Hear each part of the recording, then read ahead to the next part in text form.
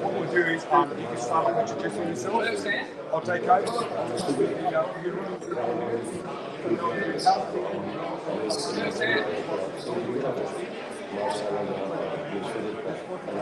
Please welcome our Senator Desura here. Please give a round of applause for his presence technology.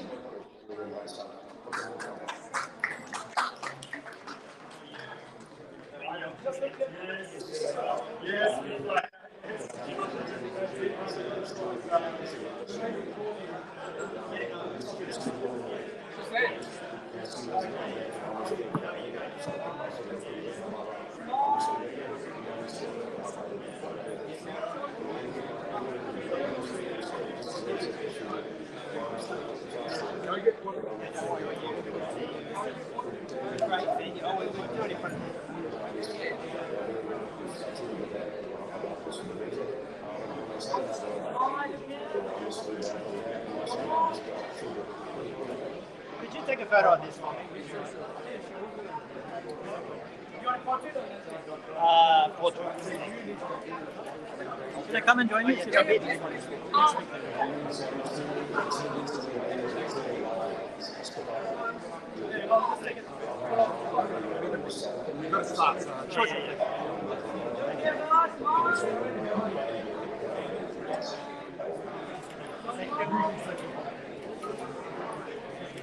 Was this a compromise between the Wollongong crew and the Sydney crew? Was it? It's the highest one. Yeah, for the view. Yeah, that's great choice. Please.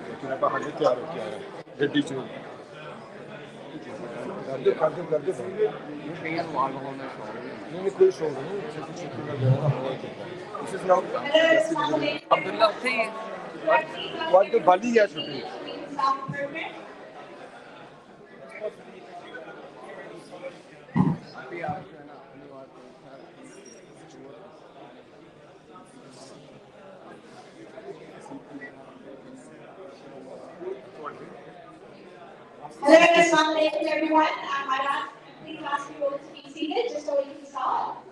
My name is Sayeda Priya and I'll be one of the MCs today. And joining me as well to be Sam. Assalamu alaikum. My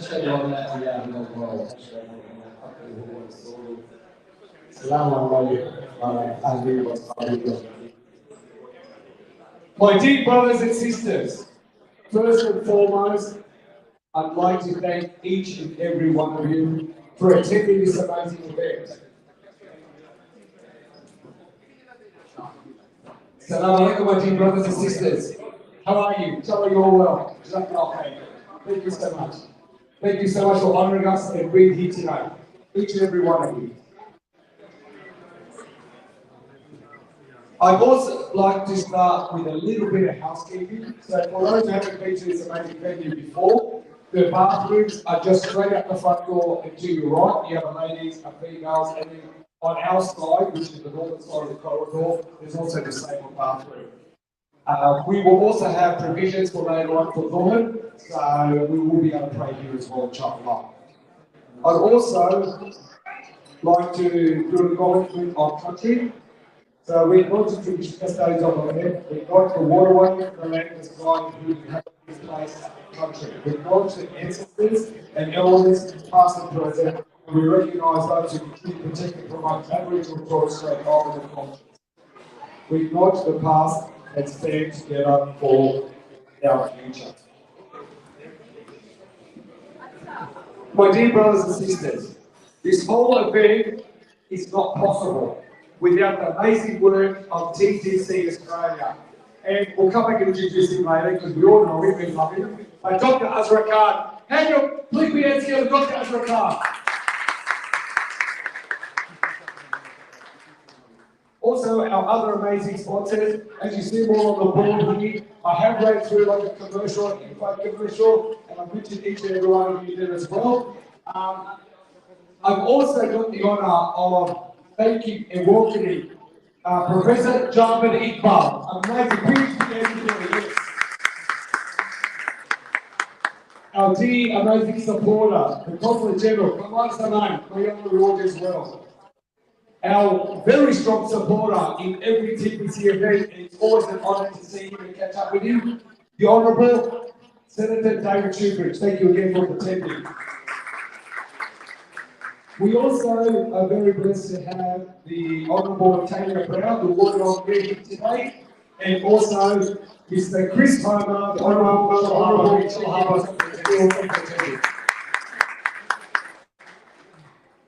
These events are also not possible with the support of our local events. So from all the wonderful nations, I'd like to thank you and welcome Jazakallah Khair. Sheikh Nassim Abdi from Masjid al-Salam, please. And also the amazing Sheikh, our dear brother, Sheikh Ahmed from Masjid al-Salam, Jazakallah Khair. I can sit here and thank everybody all day long. But it's truly, without a venue, we don't have a function. So for that reason, can I please ask everyone to thank our dear brother, Rashid Khan, Elder Chupa. I'm actually going to go for a bit of a walk, and there's a reason behind this. Brother Khan, I'll ask you a question as we start this wonderful evening, and what we're here today. How has this impacted your community in Pakistan directly?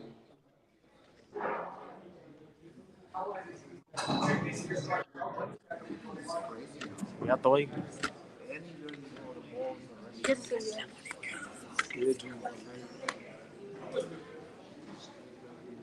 Quick question. We've been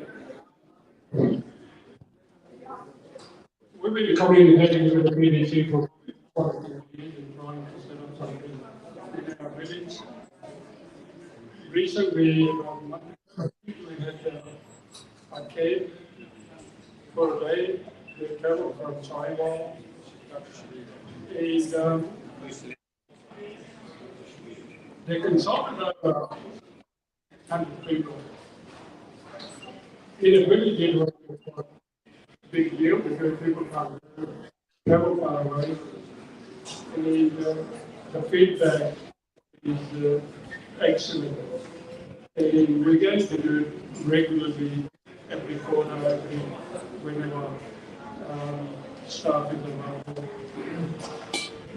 and it's very important to know the community where we come from. Jazakallah, thank you so much.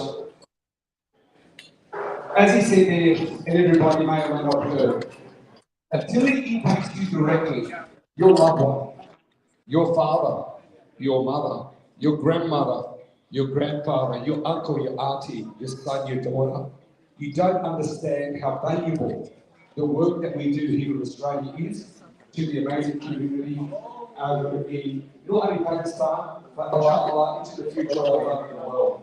We need to support our ummah. As Brother Rashid Khan said, these people do not have the means or the finances to travel. Okay, for Wollongong to Cambridge, for example, to get the highest quality help that they require. And I'm not going to keep going on about this because we have amazing doctors who understand this much better than I do. But the consequences of not giving these people the help and the aid they require at the time they're recovering is devastating. We talk amputation and the worst possible cases. That's how it is. We don't need to see any of our brothers pass away from a preventable illness. It is the responsibility of each and every one of them to want for your brother and sister. As we say, something has, we will for us.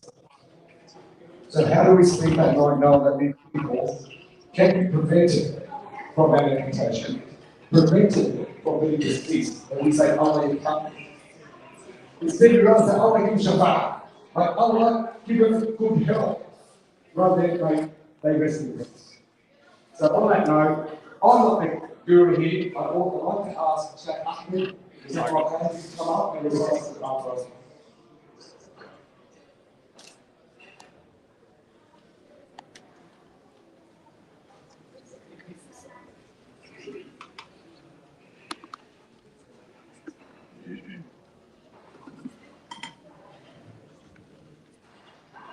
أعوذ بالله من الشيطان الرجيم بسم الله الرحمن الرحيم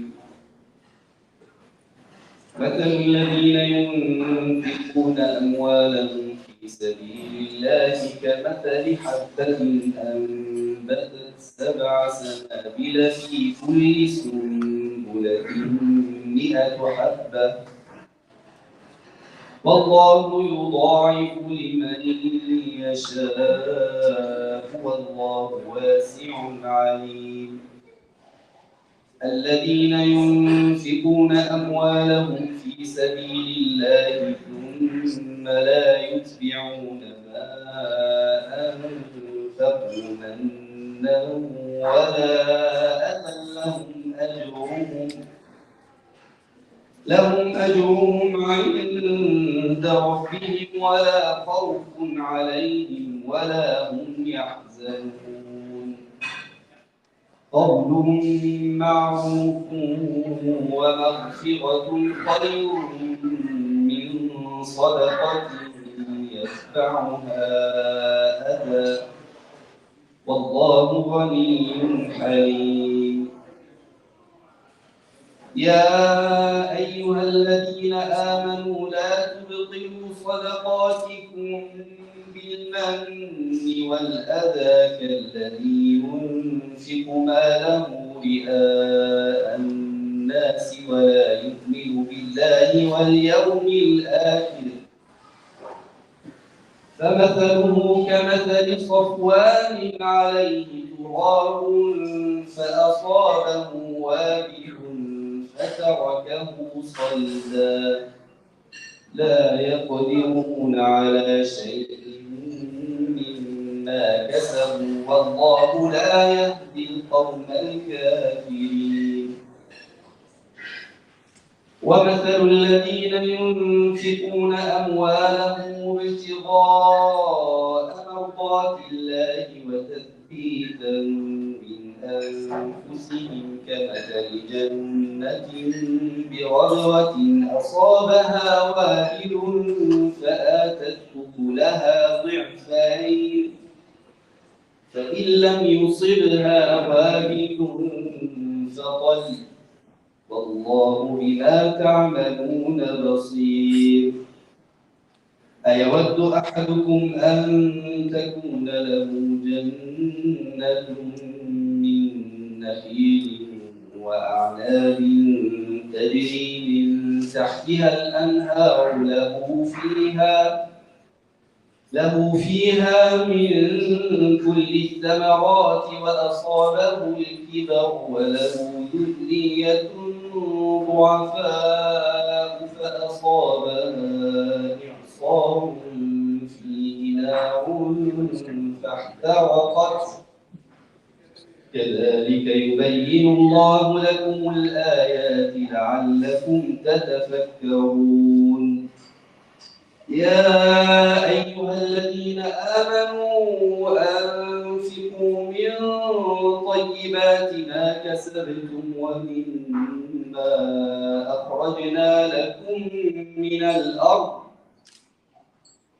ولا تيمموا الخبيث منه تنفقون ولستم بآخذيه إلا أن تغمضوا فيه واعلموا أن الله غني حميد الشيطان يعدكم الفقر ويأمركم بالفحشاء والله يعدكم مغفرة منه وفضلا والله واسع عليم يؤتي الحكمة من يشاء ومن يؤت الحكمة فقد أوتي خيرا كثيرا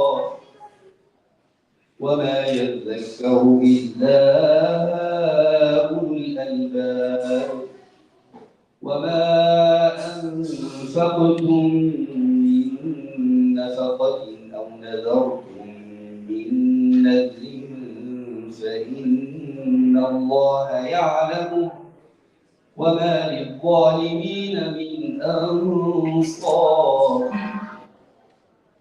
إن تبدوا الصدقات فنعما هي وإن تخفوها وتؤتوها الفقراء فهو خير لكم ويكفر عنكم من سيئاتكم والله بما تعملون خبير ليس عليك هداهم ولكن الله يهدي من يشاء وما تنفقوا من خير فلأنفسكم وما تنفقون إلا ابتغاء وجه الله وما تنفقوا من خير يوفى إليكم وأنتم لا تظلمون للفقراء الذين أحصروا في سبيل الله لا يستطيعون ضربا في الأرض يحسبهم الجاهل أغنياء من التعفف تعرفهم بسيماهم لا يسألون الناس إلحافا وما تنفقوا من خير فإن الله به عليم الذين ينفقون أموالهم بالليل والنهار سرا وعلانية فلهم أجرهم عند ربهم ولا خوف عليهم ولا هم يحزنون صدق الله العظيم. Jazakallah khair, Sheikh Ahmed Nasser. May Allah reward him and each and every one of you from our amazing Masjid Othman in our flats. May Allah bless him and each and every one of you and make this day. So just a reminder, my dear brothers and sisters, for those of you who think you came here because you wanted to come here, no, Allah has chosen you to be here and there is a purpose for that. So please dig deep when we ask you to. Remember we're here for our dear brothers and sisters in Pakistan, the Sahiwal Hospital, as I said before, I won't keep talking about what amazing work that TDC Australia does. I'll let them do that. So I'm on. I'd now like to invite to the stage the man who's been behind today's event, Dr. Asad Khan, the President of TDC Australia and a member of the TDC Board of Pakistan. He is also an experienced nephrologist, senior clinical lecturer, and active community leader organising many charity events. He will now give us all a welcome speech to discuss more about the global impact of TDC. Dr. Asad Khan, everyone.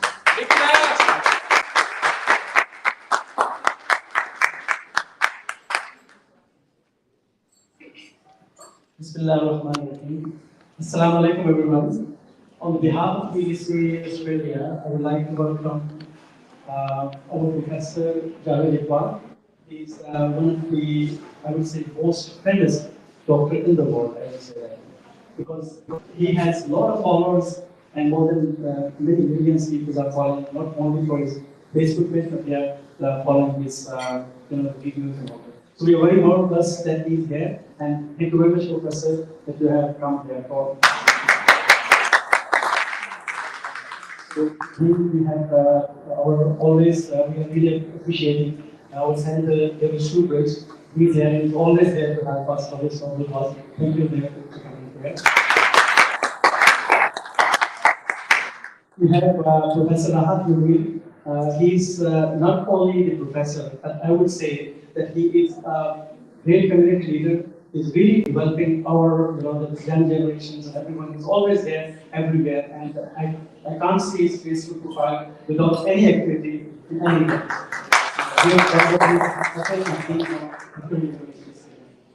With him we have Dr. Saeed Khan. He's president and head of this network. So they are running a big network of hospitals in Pakistan. We had one event 2 months before here, and also a lot of other events in Sydney and everywhere in Pakistan. And he's doing a great job. Really thankful for you to come. We have many people here who come on this table. So I don't want to forget the great name of Dr. Nadeem Hussain. He's just like the father for all of us, and he's one of the very well-known person all over Australia, especially in Wollongong. He's like Mustafa. He's known to be a Baba Wollongong.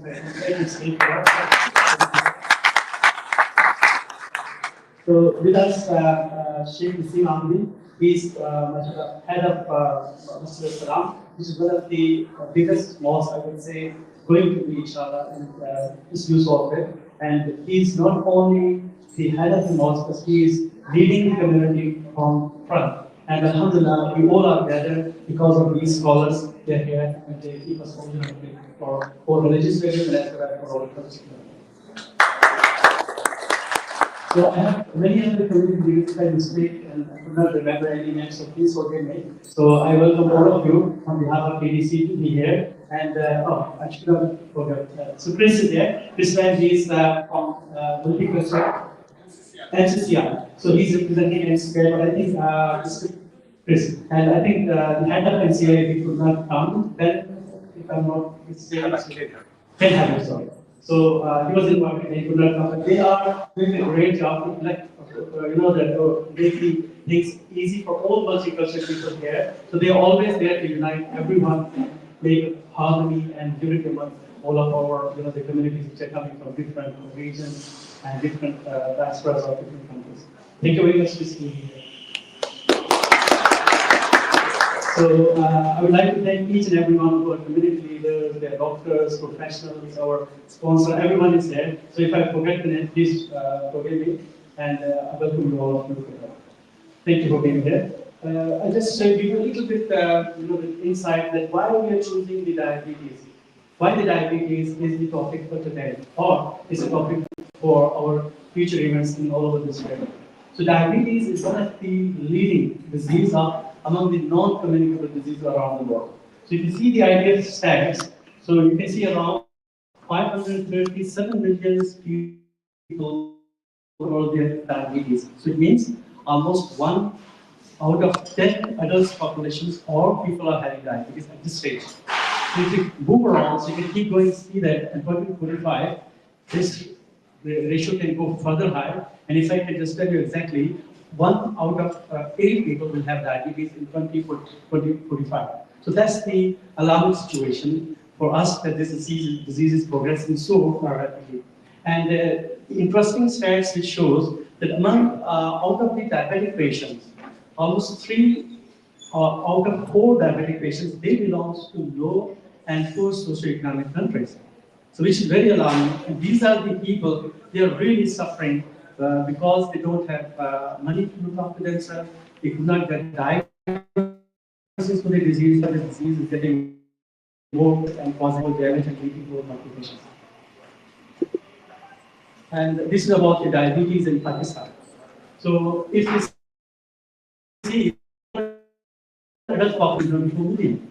And among those, 33 millions, they have been diagnosed with diabetes so far. So it means that nearly 27% adult population of Pakistanis, they are having diabetes. So that reflects the stat which I showed you before. And another 11 millions, they have impaired glucose tolerance, mean that we have pre-diabetes, they are prone to have diabetes, and if they could not get proper treatment or prevention. And the last one, you can see that 8.9 million Pakistanis, they are undiagnosed with diabetes, and this is the area where we're working on, we try to diagnose them so that we can treat the people, and we can approach them, we can diagnose them. So this is the alarming situation. So nearly, if you see that almost half of the adult population is getting close to diabetes in some situation in the future. So that was the adult diabetes or type 2 diabetes. So type 1 diabetes is the mostly genetic predispositions and usually appears in the young people, kids, they suffer with diabetes. And in Pakistan, we have the stats in 2024, 70,000 individuals. And if you go back in 2021, there were around 60,000. So this number is increasing drastically. So we are working on that area also so that we can treat those people. And these poor children, they are belonging to mostly the low socioeconomic families, and they cannot get the insulin for their treatment. Okay, so why the diabetes center is working, which I mentioned to you in the stats, which self-explanatory that why we are working for that. So the diabetes center is established in Pakistan for the purpose of controlling diabetes and fight the diabetes in our country so that people can be diagnosed early and we can prevent the complication of the diabetes in the future. Because once they get complications, then the organ damage happens, they will be on replacement therapy in the form of the cardiac problems, renal problems, other things. So we have to see the patients, we have to identify or diagnose at earlier stage so that we can correct the disease or make the disease burden as less as possible. The inspiration behind is the universal ayat. So, the ayat is there. فَمَنْ أَحْيَاهَا فَكَأَنَّمَا أَحْيَا النَّاسَ جَمِيعًا. So the meaning of this ayat is that if we are going to save one life, it means that we are going to save the whole humanity. So vice versa. So this is most important that if we take this thing as a message for us, inspiration for us, definitely we will look forward and it will help us. And we can establish a state center of excellence for diabetes and diabetes-related complications. So we have one hospital already there in Islamabad. So this is called the Diabetes Center in Islamabad. It is a fully functional hospital there, and it is just the outskirts of Islamabad. Almost people go from Rawalpindi, which is another twin city of Islamabad, Pakistan, Islam, very expressly, which is leading towards the hilly area of Pakistan. So just at the start of that hilly area, when you start the very expressly, you will find this hospital on that side. We have, so that's the main hospitals. Then we have some, centers we gradually develop over the period of almost 1 decade. That we established the diabetes center in different, we add that we can go for capital centers and then we go for remotely. So we have already new built hospital in Karachi, so which is ready for equipment and to be functional. We have diabetes center in Lahore, which is it's not a full hospital, but it's going to be a future hospital there. We have, this is the main hospital, the Sahiwal hospital, We all are doing this hospital in Australia. So this hospital belongs to North Sahiwal. I will call it the TDC Australia.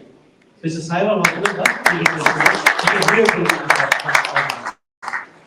Then we have a few next small centers like we have in Kashmir, we have in KDK starting, we have also developing one filter clinic in Sirai Sidhu, Mr. Rashid Khan's hometown. And thank you very much that he's sponsoring that center. Inshallah, we'll develop that center there. We already went there. We did one hospital on wheels there, and we saw on one day 90 patients. So you can imagine how many number of patients. This first time we went there, there was no marketing, nothing, nobody knows about that. And all of a sudden there were so many patients because they're suffering. They don't have any so any word of mouth is going, they just run for that facility to get the treatment from there. So that will be regular going on. We also started in Kashmir because you know that Kashmir is an area which is neglected and mostly the people they have to travel from Kashmir to Islamabad. So that's a drive of sometimes 4 hours, 5 hours. If there's bad weather, it may take many more hours to come landslide. So they can't afford that. So that's why we started filter clinic there, which is a part of our project, which is called Diabetes Hospital on Wheels. So we're rotating so we have manhunters, and also we are going to have, or we already started, the hospital on wheels, which are the hospital moving in the remote areas. So it means that the vehicle contains everything. It has facility of lab, it has facility of consultation, consultants are going there, procedure room, we have that. And so that hospital moves in that regional areas where they provide treatment to those people who cannot have access to come to the land center. So every 3 months we are going there, and we usually designate one full week. So in one full week, we try to see all those patients and provide them proper care and treatment. And our filter clinics, they usually maintain that one during that. So the TDC, the last slide, not more than that. So the TDC not only having the presence in Pakistan, but we have presence in different other countries of the world, mostly the developed countries. So we have TDC USA, we have TDC UK. In USA, 3 days ago, one of the donors, he donated $100,000 for TDC France. All of you, we don't know the name of the donor. So that's another interesting thing. We don't know the name of the donor.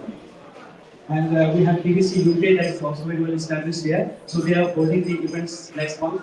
So we are having a few events in Gulf area also, but we know that in Gulf there's a different scenario, you can't register charity there. So people are just helping making it personal.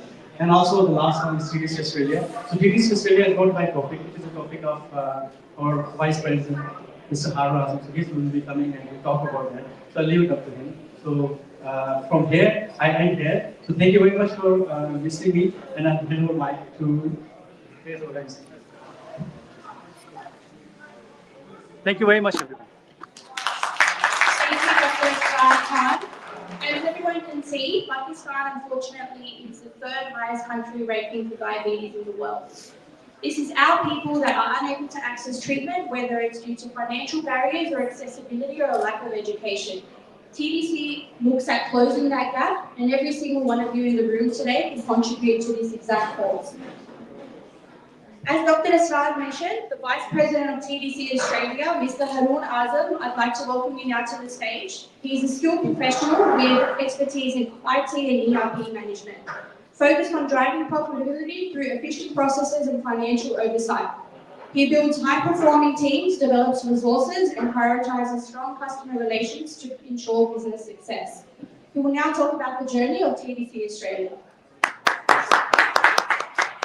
Look, you brothers and sisters, just in here, I'm going to keep reminding why we're here today. Can I ask a massive favour?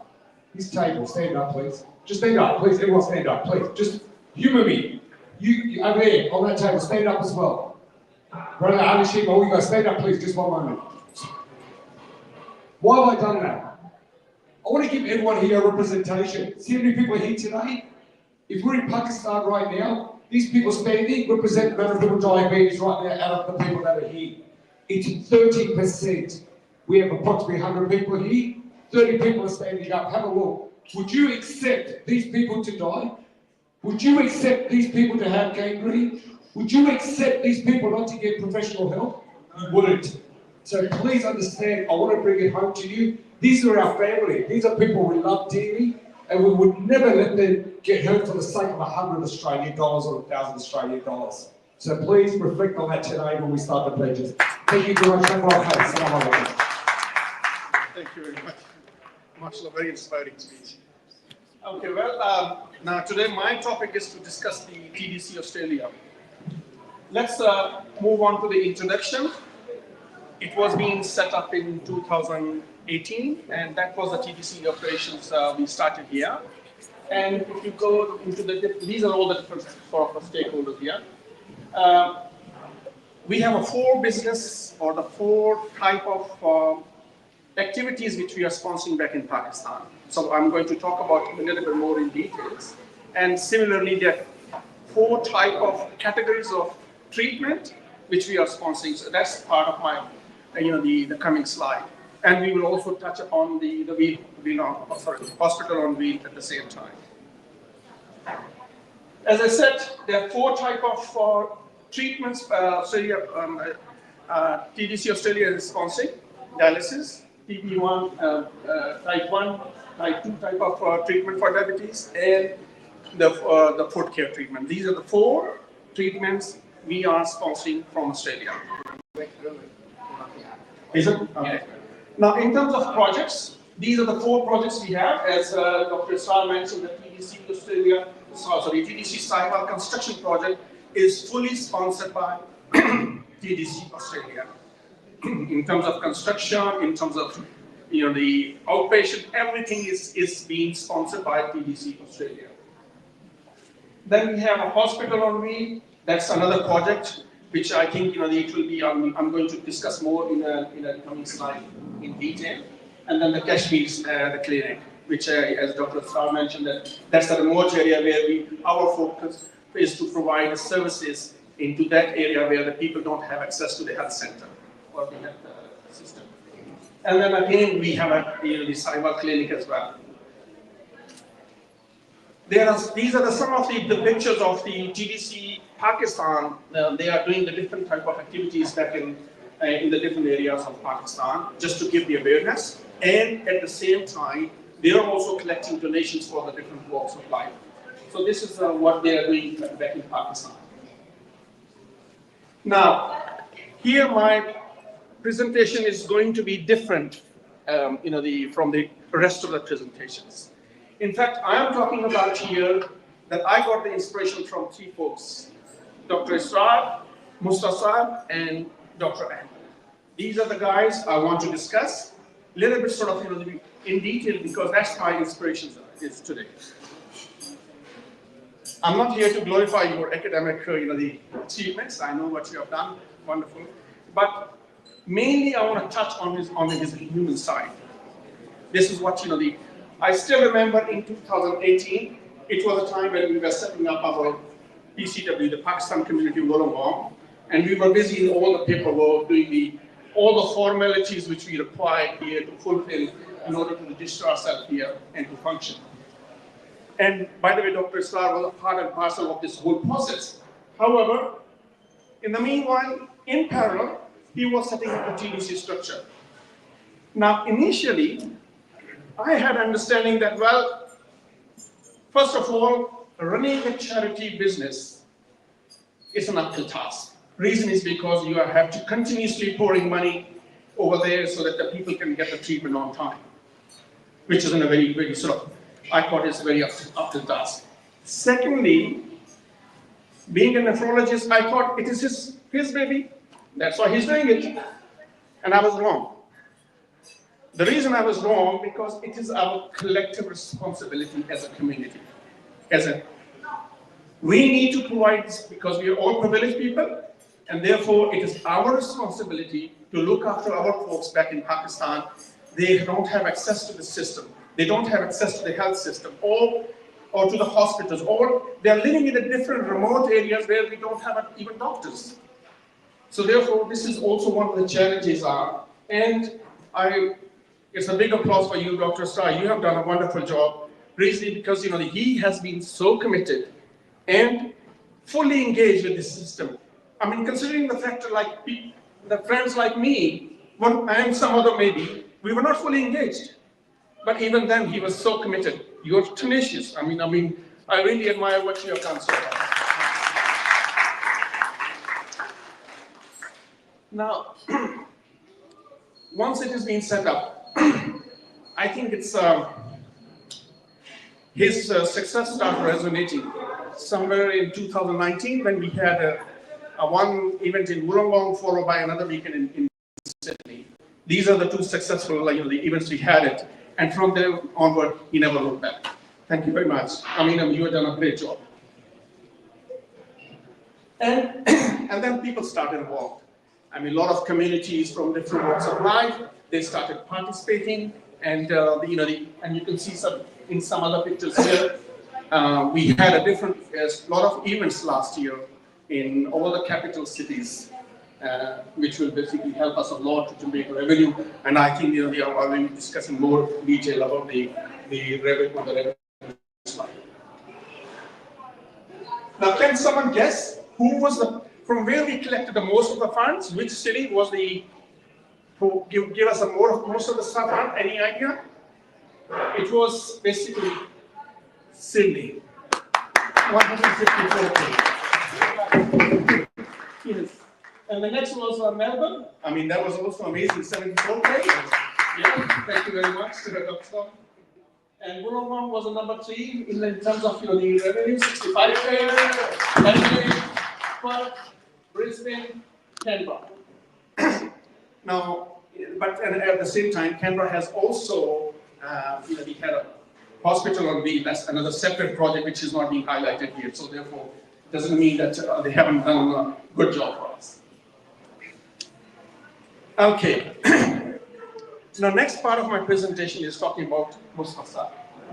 I mean, he's one of the icons of Wollongong. Everyone known for him for his generosity and help and support he's providing to everyone.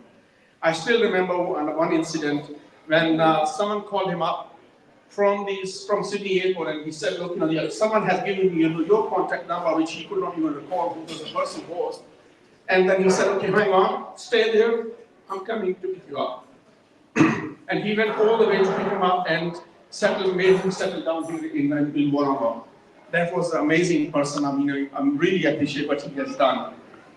Now, he was being also inspired for Dr. Isra, and then he said to me, "Why can't we do the similar kind of setup back in Sahiwal? Because other people are very poor over there, and they also need support, and we don't have access to the hospitals. I mean, everyone has to go to the major cities like Lahore or Multan, that's the nearest hospital. So why can't we have a similar kind of thing?" So I said, "Yes, you can do it, but it should be under TDC. The reason is because TDC has a vast experience to handle all those kind of complexities, meeting the regulations and requirements from the government side, and then they can handle it in a better way.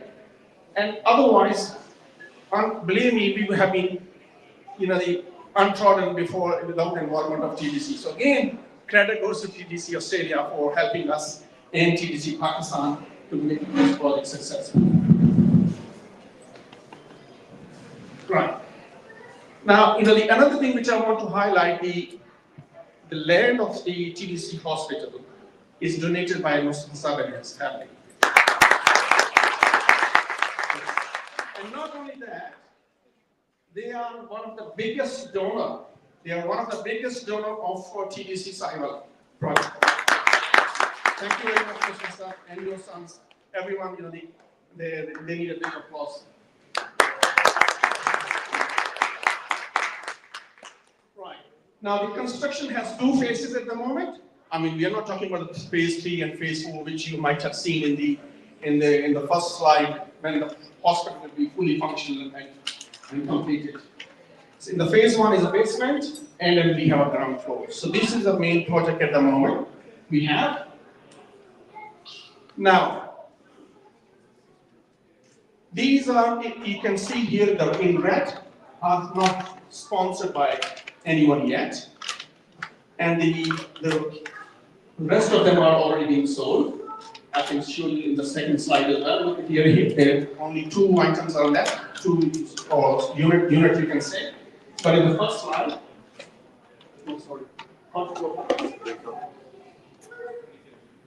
Yeah. Okay. Now this is how we are looking for the sponsors for unsold facilities here right now. I mean, this is one of the focus for today. Our presentation is. We understand that it's a lot of money, yes, but you don't have to pay everything in one go. We can set up the installations with this. You can pay by easy installments. So this is one of the things which we can do. And you can dedicate to your loved ones. I mean, that's one of the best things you can do. And apart from that, this is the price. Now here, I can also say that if you can't afford it, maybe a bunch of people, they can sponsor it together, and then they can dedicate to their loved ones. So these are the remaining one. We will highly appreciate your involvement. Please look into this one. If you can kindly sponsor, that will be much more appreciated. Now, the total funds required is 1.1 million, and 1.5 has already been raised.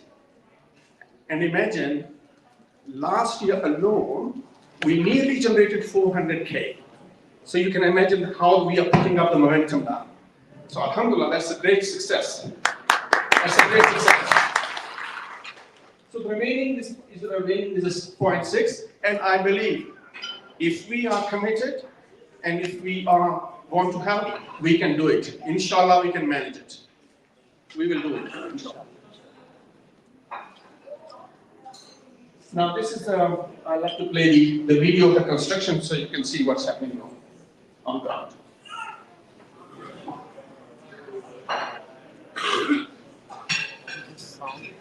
Is it volume?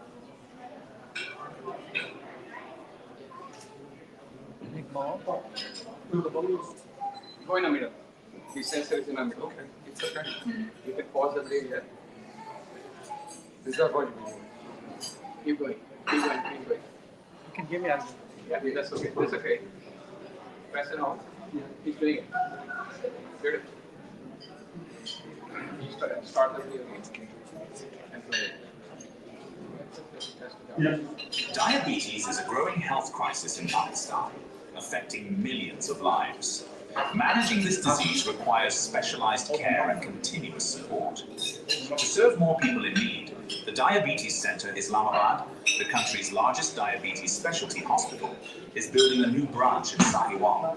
Construction is already underway, but we need your support to complete this life-changing project. Your donations will directly support the building of this facility, providing hope and healing to countless lives. Join us in this mission. Donate today.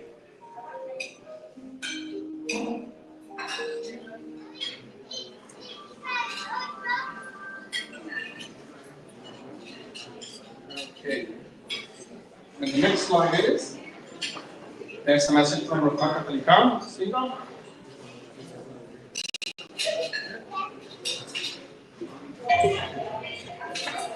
TDC माशाल्लाह बहुत बड़ा इदारा है जो इतना बड़ा काम कर रहा है और overseas Pakistani studying a lot for Pakistani people specially with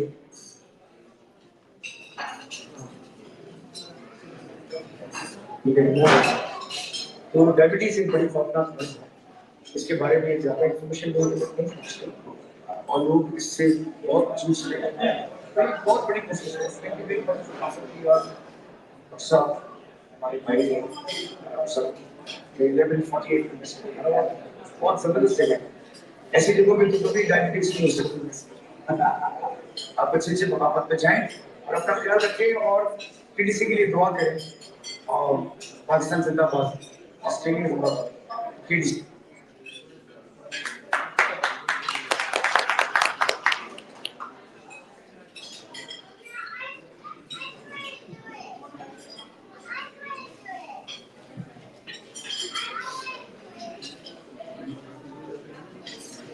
Hello, my name is Georgia. I'm from the Australian High Commission, and I have the great pleasure today of visiting the diabetes centre just on the outskirts of Islamabad. I was incredibly impressed by the facilities that I saw here and the holistic level of care that patients can experience. So very impressed by the number of patients who are able to receive treatments for free, and I'm sure that each and every one of them is very grateful for the level of support, and yes, overwhelmed by the care and generosity of each of the staff members. So thank you very much for having me.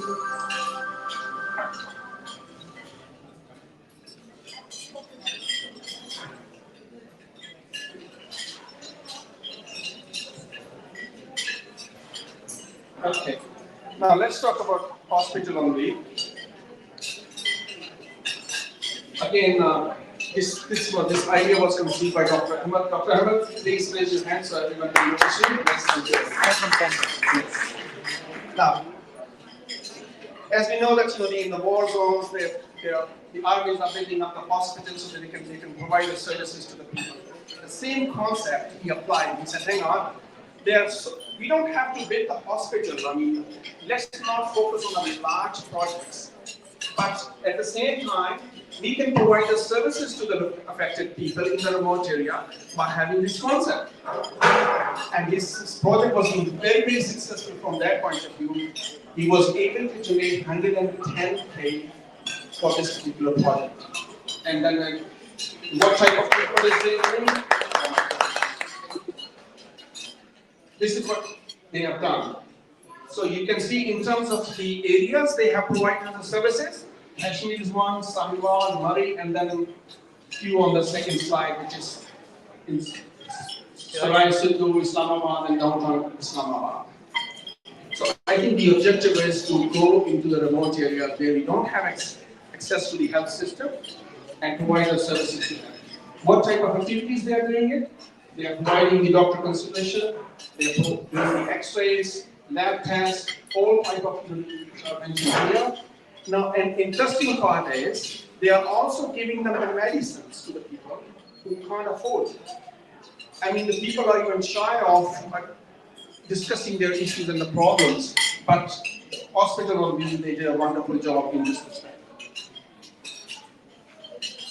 Now, these are some of the statistics which we want to share with you what we have discovered. 487 patients were being treated, and 415 out of that are fully sponsored from Zakat funds. So they did not pay anything. Whereas in pink, 5 patients were partly, I mean, they were sort of discounted patient treatment, and blue patients they can afford it, but they wanted to use the consultancy services from us, so therefore they were being given the services. Out of that one, 17 type 1 diabetes was being diagnosed from this, the whole exercise.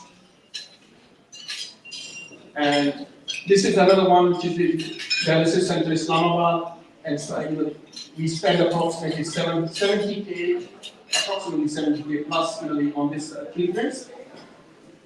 And then, sorry? All from Australia. All from Australia, yeah, that's right, yes. And then another thing is, apart from TDC Australia, we have been doing some other charity work as well. Like if you remember, we had a flood, back in Pakistan a few years ago, and then we arranged one sort of the big sort of a seminar, and generated a lot of funds. And I remember Chris, you were also there, and it greatly helped for of course. We were able to generate 54K plus here. And that's all about the TDC Australia. I'll hand over to the next one. Thank you very much. Jazakallah khair, you do an amazing job, as does everyone here at TDC Australia.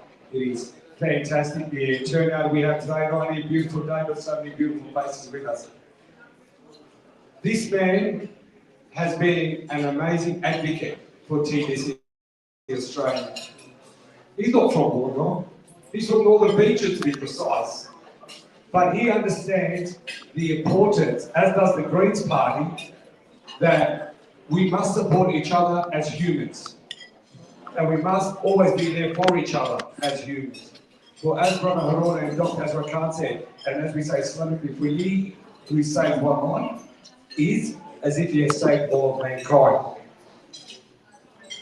Senator David Shoebridge was born the 7th of September 1971. Why do I mention that? Because I'm literally 5 days older than him. Respect your elders. This wonderful gentleman, not only is a lawyer, not only was a former barrister, but he's also supported through the Greens Party our amazing and helpless brothers in Gaza, Palestine, Lebanon, and all over the world. Yes, please put your hands together. I've had the honour of talking to Senator David several times about that particular fact. And for those who don't know here, how much money as a percentage from TDC Australia did we give to Gaza? Does anyone know here? No? I'll tell you. Dr. Azra, how much? Last year, we did multiple events in different parts of Australia. And we decided, because of the current situation in Gaza, that 10% of all donations has been given to Gaza children specialists. We have lost the names and provided wheelchairs to the different charity organizations from Australia. Thank you. Thank you again, Dr. Azra. That's something really important. I can also highlight, and I'll let Senator David Shoebridge talk for himself, but a massive advocate, and because of his pushing and his consistent care for our brothers over there who are downtrodden, who are, I won't go into too much today, but Senator David Shoebridge, would you do me the honours, please, sir?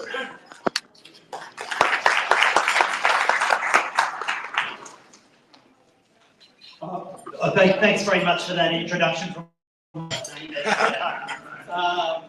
I want to acknowledge, first of all, this magical part of the world is Dharawal land. This is First Nations land.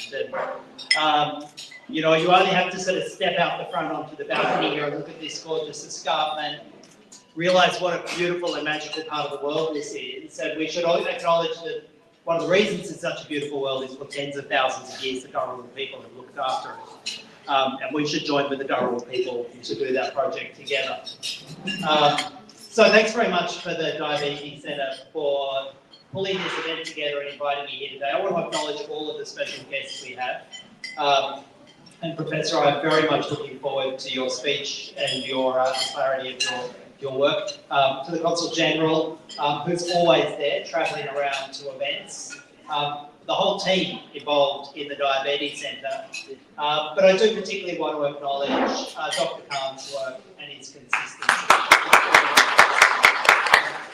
If you wonder why people like myself are here, it's because when he asks in that insistent, direct, and incredibly polite way, no one on my team can say no. You know, middle of a Sunday, halfway down to Wollongong, Dr. Khan's asking. Yes, of course we'll be here, and of course we'll do it. And I hope we can get it really is one of my favourite parts of the world, though, and this meeting point, sort of overlooking Illawarra, but still close enough to Sydney. I can almost imagine the committee meeting in the Diabetes Centre that came up with this as the place to meet.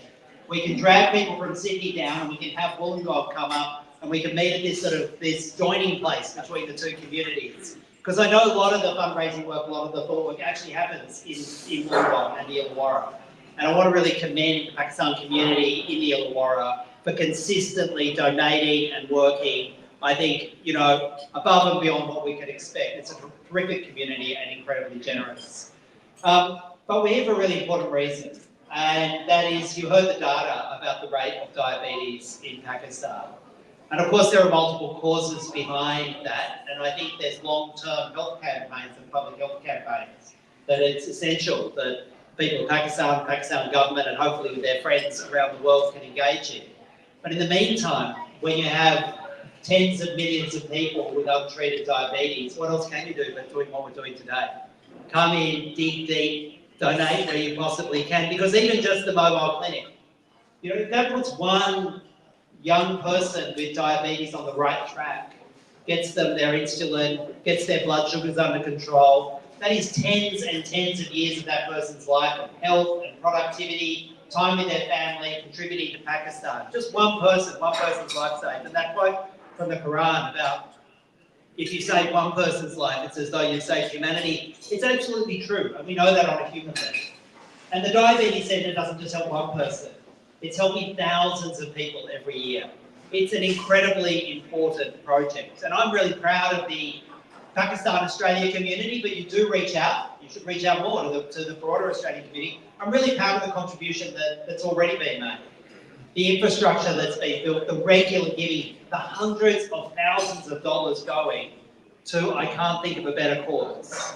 So I hope we leave today even more proud of the giving. I know that code works because I've tried it. So anyone, if you want to experiment with the code, by all means, go onto the code. You can pay card, you can credit card, you can do a direct transfer. You can give generously during the auction, and Zane normally squeezes a good chunk out of the room, and I look forward to him doing that. But I really as well want to just thank the Pakistan-Australian community. It is such a pleasure always to be working amongst you. I know that there are many people I've worked with. I will just want to briefly mention Shafaq, who ran for the Greens in Penrith Council. We almost got you elected, Shafaq, but next time we'll do that. But there are people here we've worked with for months and months and years. It's an incredibly generous and positive community, the Pakistan-Australian community. You could teach the rest of Australia these basic senses of giving and social justice and caring for community. Coming amongst you recharges my batteries. I've got 2 weeks to go down into Parliament, with a Parliament that should be far more generous on international aid, a Parliament that should care more about stopping conflicts, such as the appalling conflict in Gaza, a Parliament that should give significantly more to international aid right now, when a right-wing government in the United States is cutting critical aid projects around the world, and that will hurt Pakistan, that will hurt our friends around the world. Our government should lift up and act in generosity and fill some of that void. That's essentially what we should be doing. And I hope to do that with you, not just in Parliament, as hopefully part of your voice in Parliament, but also the work we do in the community. Thanks very much. Give generously. Senator Shoebridge, once again, thank you. Please put your hands together, Senator Shoebridge.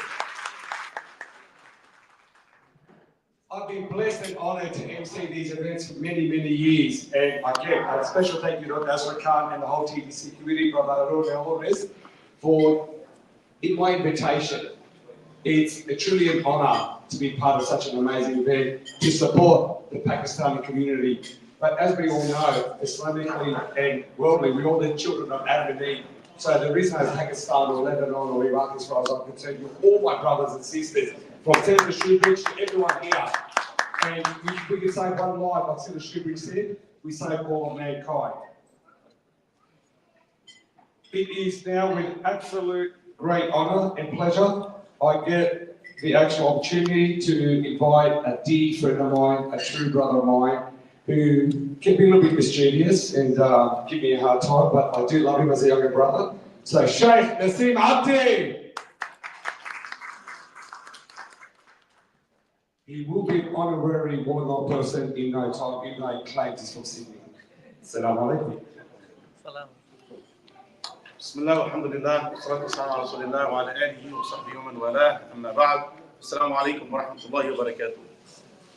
In the name of God, we praise Him and we send our peace and blessings upon His final Prophet Muhammad. As to what follows, charity in Islam, they have given me 5 minutes. I myself can barely fit in 5 minutes.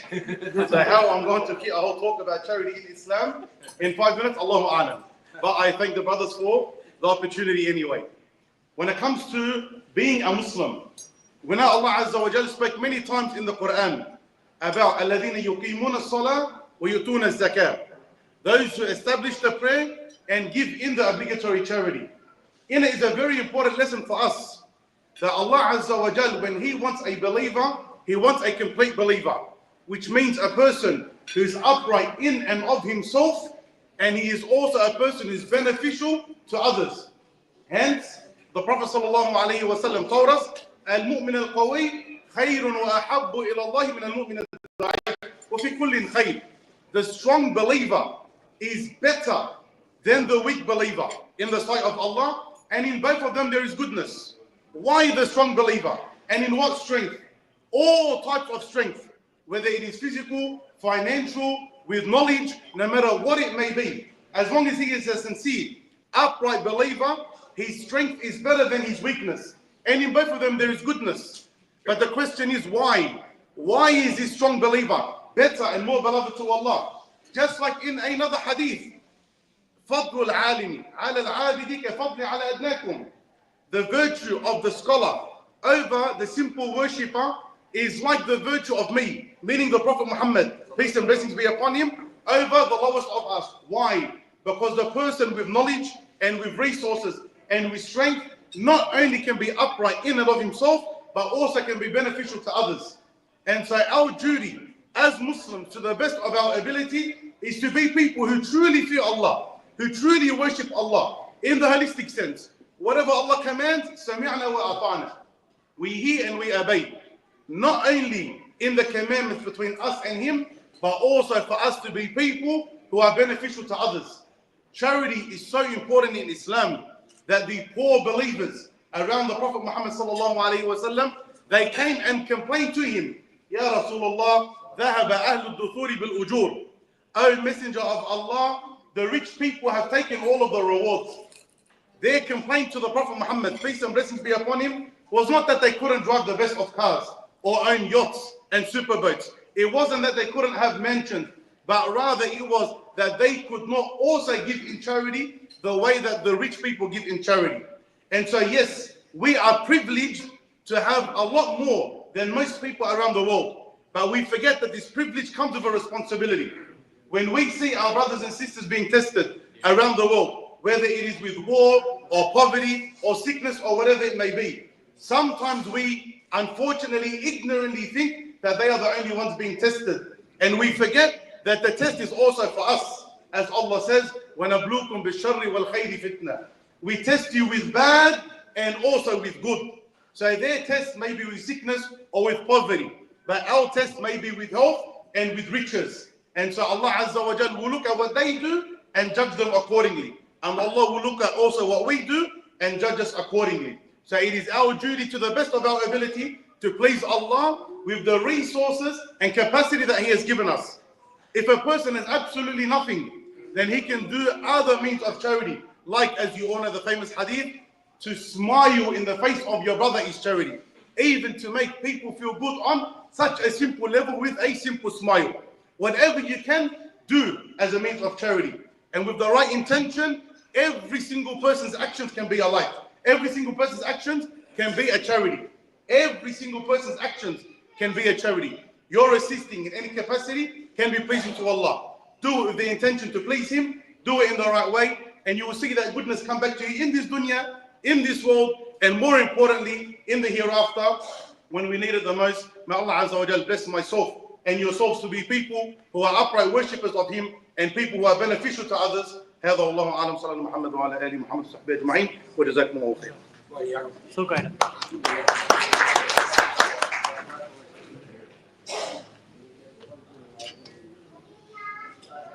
Thank you, Sheikh. I will now be inviting the man of the hour to the stage that everyone has been waiting to hear. Dr. Javed Iqbal is a distinguished surgeon and an inspirational figure whose remarkable career spans decades of dedication to both the medical profession and the art of motivating others. Professor Dr. Javed Iqbal is a renowned Pakistani surgeon, educator, motivational speaker, and poet. With over 35 years of experience in general and laparoscopic surgery, he serves as Professor of Surgery and Director of Medical Education at Quaid-e-Azam Medical College, Bahawalpur. Dr. Iqbal is also a social reformer and health awareness advocate, actively engaging with the public to inspire and educate through his motivational talks and writings. As mentioned, we're all very lucky to be able to hear Professor Dr. Javed Iqbal today. I'd like to welcome you to the stage.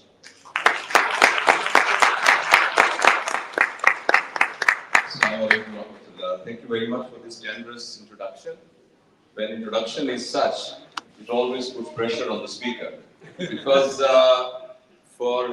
it's true for everybody, but especially for me, that our projected self is always bigger than our real self. And so this is why there is a lot of expectation. So I'm sorry if I disappoint you. I have been practicing surgery for the last 37 years. And was involved in clinical care and also was involved in medical teaching. And in front of my eyes, over the decades, I've seen that the incidence of diabetes mellitus has tremendously increased in our country. It was taught to us when we were medical students, this is a disease of affluent class. Rich people actually get this disease. But then now I see people from the remote rural areas with a very meager resources, they come with diabetes mellitus. We did a study in our institution, and the bottom line of that study was that more than 27% of patients are such that they first time know that they have diabetes when they land in emergency with some type of complications. And these complications maybe are foul, smelly foot, which they were keeping in their home for so many days for so many reasons, which probably people living in a bigger cities and developed countries may not understand. That they have got a foot which has got maggots in it, which is so smelly, and since a diabetic patient does not feel pain, so they just ignore it, and then they have nothing to pay, so they just try some kind of local treatments. But when it is in a condition where a surgeon can't even promise that chopping off of the leg can save the life, even that promise cannot be offered, they come to emergency in that state. Similarly, some people, they end up in renal failures and then they come to know that they are diabetics. Same is the case with myocardial infarction. Many of them becomes blind or near blindness and then they know that they have diabetes mellitus. So this is a shame because just by prick of a needle or having few ml of blood, we can diagnose a disease. And it's really a shame that just by knowing what to eat, when to eat, how much to eat and what not to eat, just with this simple knowledge, one can avoid this disease. So it's really a very, kind of a very disturbing situation. So I'm very grateful for the organizers of this function, that they give me an opportunity to come over here and share my feelings. I don't think that I've added anything. All good things, all important things about diabetes and importance of knowing it and diagnosing it as an earlier stage is very important. And then we can treat it. A person can have an absolutely normal life with the diabetes mellitus, and probably all of you are aware that great Wasim Akram is an example of it.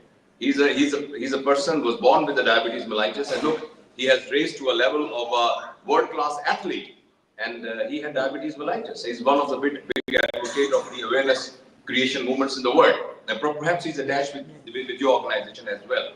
So I'm just here to just put my 2 pennies in it, my humble contributions to further emphasize that please, people back home, they need your help, they need your generosity, they need your prayers. And this is not only in Pakistan, everywhere, people, and we are all one family. I mean, whether we are, Muslim or whether we have some other, faith we follow, but in a brotherhood, in the ties of humanity, we are all brothers.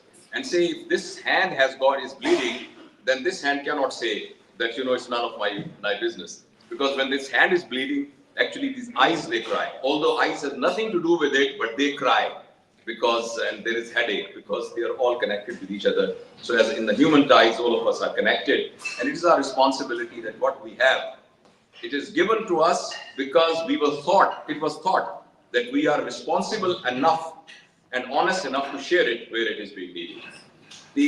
So this is one part of my visit here. I have been teaching and training people on surgery, especially laparoscopic surgery, and then medical education has been my specialty. I did my master's in medical education after my fellowships in surgery. And I have been teaching all those things. And when I was involved in this social media, I realized that this is especially true for Pakistan, but all over the world, we face so many crises. And sometimes we say there's a financial crisis, we say political crisis, but I think the major crisis, which is mother of all crises, is the crisis of character. Because when someone is not performing the way he or she should be, it is because he has not been trained for a proper character. So once I learned that, then I was just working on different ways that how we can actually create some kind of a tangible products which can be taught to the people so that we can just tell them that how we can groom our coming nation with a character. And to me, definition of a character is that when we have a crossroad, there is a right pathway and there's a wrong pathway. No matter how much temptation we have to go to the wrong pathway, we always adopt for the right pathway. And this is what character is. So I have dedicated rest of my life to my humble capacity to develop such type of training and teachings. And in Pakistan, we have calculated that there are 3.75 crore mothers. And these are the ladies who have got future of Pakistan in their laps. And if we just reach to those 3.75 crore mothers and tell them a 4-hour workshop of principles of parenting, we expect that after 15 years, we will have a nation which the Chief Justice, starting from a Chief Justice and a President to a sweeper who is just sweeping the roads, most of them will be characterful people.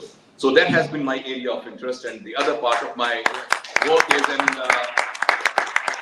inshallah, in the afternoon we are having a session in Sydney, which is exclusively for parenting. And when I say mother, I actually don't mean a female. In a noun terminology, I don't say mother. In a verb terminology, I say anyone who mothers, which includes father, elder sister, grandparents as well. So that's an area of interest apart from my surgery. And I have developed a course as well.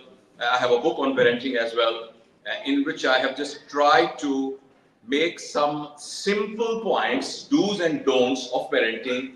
And if mothers, again, mothers mean one who mothers, right? Not necessarily the biological female mother. If we know it, you must be asking that why not for adults? I know adults, they are like very strong stones. Every stone has got a statue, but in order to carve that statue, you have to work very hard. So there are people who are expert in changing adults as well, but I think I'm not capable for that. So this is why I've just focused on children, especially those children which have not yet born. That is working on the potential parents, so that when those babies will be born, they will be trained in a way which will be beneficial for the whole universe, inshallah. So thank you very much for having me in this short period. I would, I don't elaborate much on that parenting things. And inshallah, in the afternoon, if you are interested, you can come to Sydney and we will be having a chat about it. I was also asked that at the end of my talk, if someone can ask me a few questions, I'll be very happy to answer. But we have to consider that we have a short time. But in the end, again, I would like to just thank you very much, part of this holy, this sacred work. And may Allah bless all of you who have contributed in it and those who are going to contribute in it. And because this is one way which is taught to us by our elders, that if you want to increase your wealth, then spend your wealth. And if you want to decrease your wealth, then just keep it to yourself.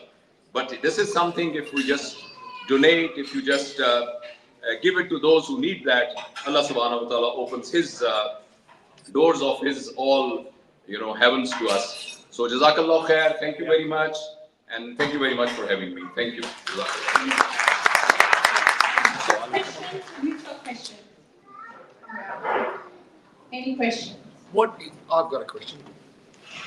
Assalamu alaikum, Professor. What is the youngest patient you have seen in Pakistan? The diabetes? Yes. Yeah, well, I'm a surgeon, and normally a diabetic patient doesn't come to me. But I think Dr. Israr can tell you, statistically much more accurate way. But the patient who has type 1 diabetes mellitus can be as young as a one-day patient, if he is a diabetic mellitus. But in adults, I mean, starting from age 1 to age 100 can come in a diabetes mellitus, right? By the way, in 1994, I was sent by Pakistani government to St. George Hospital, Kogra in Sydney, where I spent 6 months, and I did my fellowship in hepatobiliary surgery from St. George Hospital, Kogra, University of New South Wales. And this is after 30 years. This is after 30 years that I have come here in Australia. So those of you who understand Urdu, so coming to Sydney is like, Dil mein kuch yoon tere bhule hue gham aate hain, jaise bichhde hue Kabe mein sanam aate. Thank you. I have another question. We want to say thank you and also Dr. Ndapi to making him to come. I have another question for you, Doctor. Yes. Just want to visit it. I think most of the parents will agree. We have biggest challenge with our youth. How to make them not to glue to the screen. How to reduce their screen time? Any something magical thing which people take away? Thank you. Now this question was asked by a mother to me in Pakistan. She said that my son is 4 years of age and he always stays glued to the screen, as you said. I said, what is the source of income of your son? He said, what do you mean? I said, what is the source of income of your 4-year-old son? He said, I mean, are you joking? He doesn't earn anything. I said, how he bought an iPhone? She said, I gave it to him. She said, who is responsible? And while she was asking this question, she has 2 mobile phones in her hand. One with another SIM, another SIM. So if you want your children not to be glued to the screen, we have to role model it. Now I can give you a small tip. When you go home today, you buy a small basket, which may be available in one of the grocery stores, and you just announce at home that, look, I have bought this basket, I'll just hang it over my door, and from now onward, when I'll come home, I'll put my mobile over here. Don't ask your children that they should not be using mobile. And tell your wife that when we are on the dining tables, we will not use mobile. See, if we have got 3 things, number 1, if you take the mobile to toilet, I will not ask you to raise the hand how many of you take it to the toilet. If you do it, number 2, if you just touch your mobile and when you touch it, you are not able to leave it for 10 consecutive minutes. And number 3, you touch the mobile when you don't have any phone call, but still you touch it. You are a diagnosed, confirmed person of screen addiction. That means the level of the dopamine which you are generating is of that level that it will come in the definition of addiction. So the answer is you become a role model. You decrease your screen time, your children will decrease the screen time. Thank you. Thank you very much. Dr. Javed, do you have any website on parenting? Oh, thank you. Yeah, there is a parenting course which is available on my, but it is in Urdu though, but we will just put the English subtitles as well. The title of my website is PROF, that is abbreviation of Professor, JAVEDIQBAL.com. And on the front page there is a course. And with that course is a downloadable book as well. Book, by the way, is in English as well because my son is in artificial intelligence, so he translated it using an AI, although it was originally written in Urdu. So that is there on my website. Thank you. Yes, please. Yes. I am your big fan and follower as well. And you know, Dr. Javed, the standard of treatment is very high. So vitamin N is very important for the kids. Vitamin N means no. I want you to use. How can I use for kids? Because it's very hard to say no for kids. And what's the definition of good mother? Thank you very much. Should I repeat what he asked? He said that our children in this age, when their parents are very rich and they can buy anything they want, they are not trained to accept the word no. Because they are provided whatever they want, right? Because they can afford it. So this is why when they come in the original practical life, they expect their mother in a boss. But boss is a boss. And they expect a mother in the wife. But wife is a wife, right? And the rest of the society is not mother. So our question is that how we can instill this ability in a child that he can accept the no. Well, whenever a child asks something from you, there are 3 questions. What? I want new joggers. I want new shoes. Number 2, where? From where you can buy it? You can buy it from this shop. Don't buy that unless and until your child doesn't answer the 3rd question. And that is why. If your child says, I want these shoes because my friend also has the same shoes, please don't buy him that shoes, although you have a lot of money in your bag. And if, for example, he says that buy me shoes because I want to run a marathon race, and these particular shoes are actually the shoes which I need for running, then even if you don't have money, please borrow it from a bank and buy the shoes. So if we inculcate why answer in everything which we do and which we expect our children to do, then the ability to accept no will develop in them. But that will only be possible, as you know, I told you, brother, if we role model it. I would like to say to Nurdu, अगर अम्मी कहती हैं कि मेहंदी पर मैंने एक और suit लेना है, वलीमे पर दूसरा खरीदना है, और शादी में तीसरा पहनना है, क्योंकि मिसेस सिद्दीकी क्या कहेंगी कि मिसेस फलान, I'm sorry, Mrs Siddiqui, I really don't know.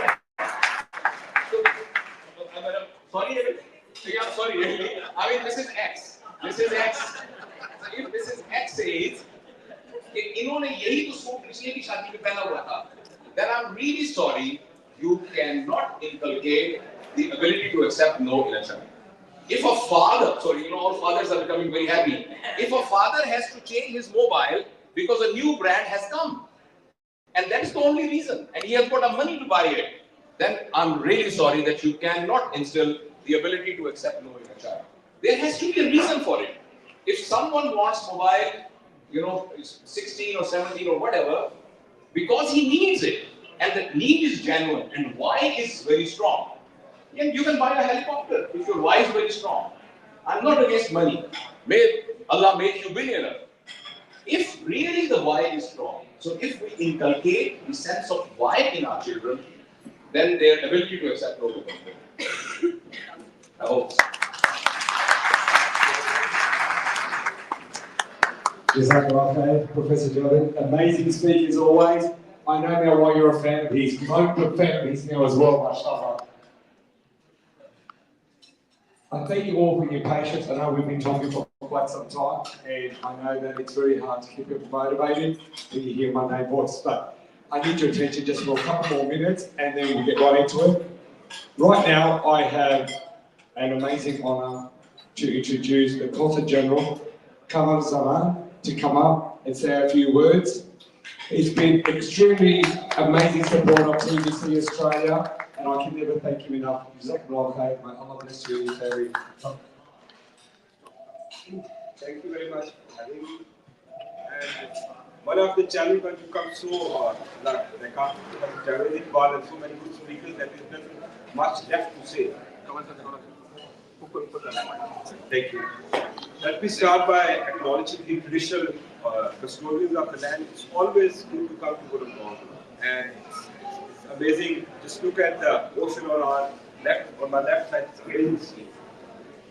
Thank you very much, Professor Dr. Israr Sahab, Javed Sahab, Raj Sahab, Rashid Shah Sahab. And if I start taking the names here, so many, I'd say, big names here, within 5 minutes, allotted to me, they all will be on taking their names, all protocols of them. I've been here for almost 10 months, and last 10 months I've been in functions of TDC here, back home in Sydney, and once they said that NSW was the biggest contributor, so my office is also confined to NSW, so that made me really feel proud of it. Very good, Dr. Sahab. And recently, Dr. Israr was in Pakistan for a couple of months in December. It was very good to note there, even in Pakistan, Dr. Sahab was traveling between Islamabad, Sydney, Kashmir, and visiting different hospitals. In Pakistan, diabetes is a very serious problem, as Professor Javed also mentioned that earlier it used to be a disease somewhat associated with the rich people, but somehow either due to our dietary habits, our weight, our sugar intake, it's become very common. And if you look at the stats, I think Pakistan has got one of the highest number of diabetes patients in the whole world now. And once we compare it with the medical facilities available back home, it becomes a very serious issue. So in this regard, it's very good to know that Pakistani community here, Australian friends here, they are helping the people back home in fighting this virus. And once we look at the Pakistani community, generally they are very supportive of all the charity work which is going on back home.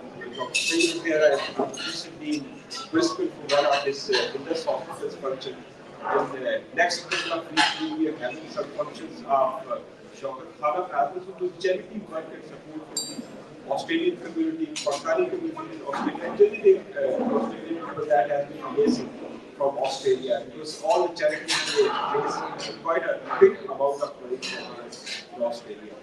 I would also like to especially say thanks to Senator Shubri. Senator Shubri always been a big support of Pakistani community.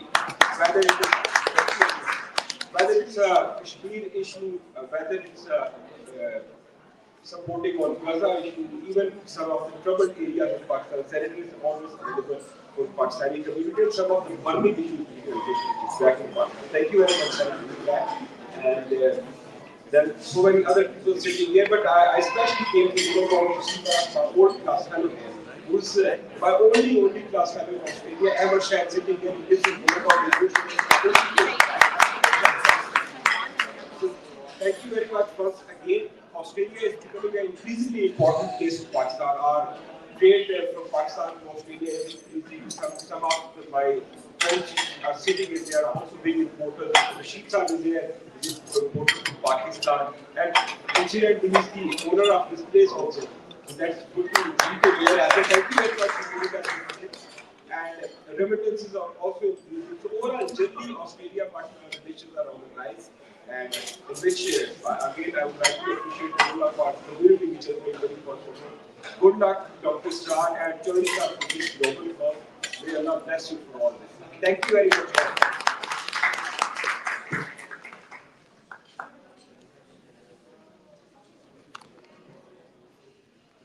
Jazakallah khair, Councillor General, Comrade Saman, thank you, my dear brother. Your support is highly appreciated as always, as is with everyone.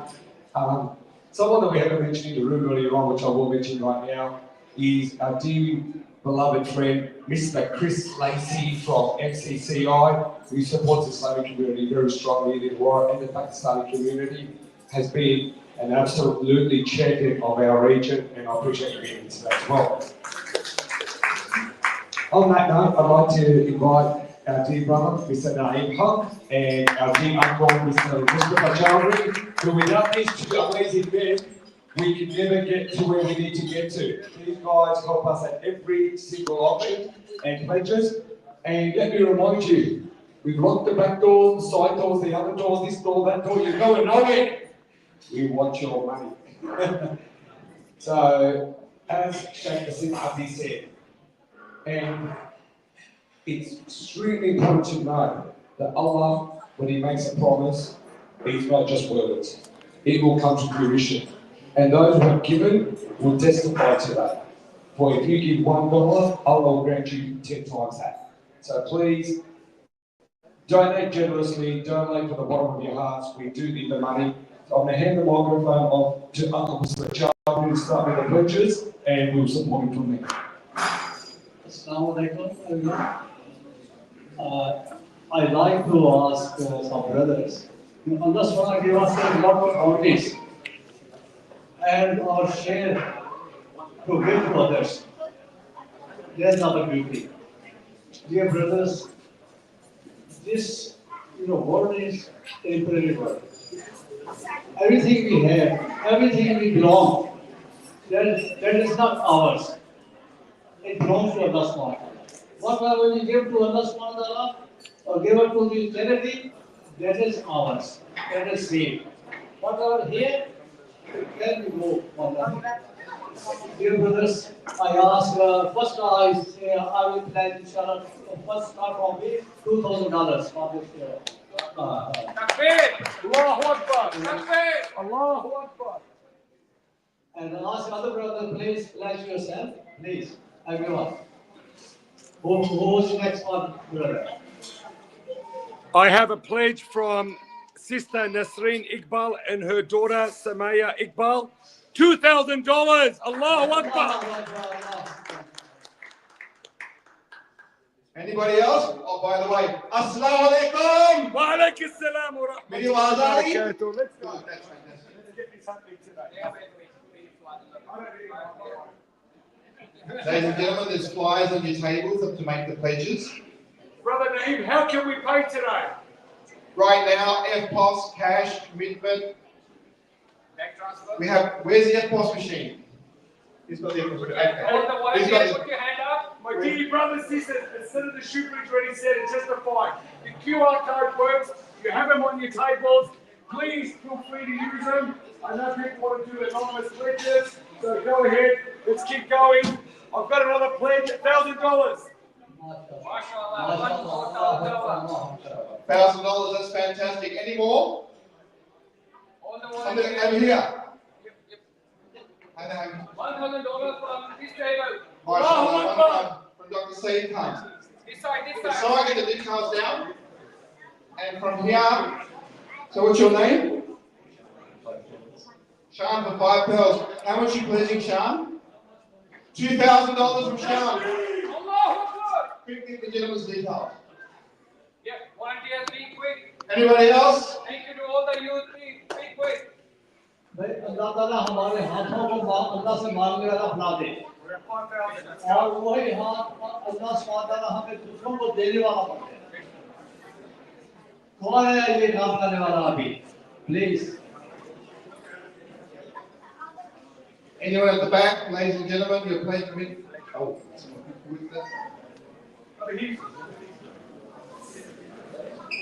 Dr. Amir Khan. Dr. Amir Khan, $1,000. Allahu Akbar. Dr. Amir Khan, mashallah, he came from the camera. We have another doctor who donated $1,000 anonymously. Jazakallah khair. Another $1,000, mashallah, donated anonymously. Make sure you get this paper done, all the details. Please collect them. Boys, can you get the details for the pledge here? From Dr. Amir Khan. Thank you. You can also pledge on behalf of your deceased relatives, your mother, your father, your grandparents, anyone deceased you may. We have another $1,000 from Masjid al-Salam down in Berkeley, supporting this amazing cause. May Allah reward you, Sheikh Nassim. Mashallah, mashallah. Boys, get the details. Please come to good, please. You got the details? Good.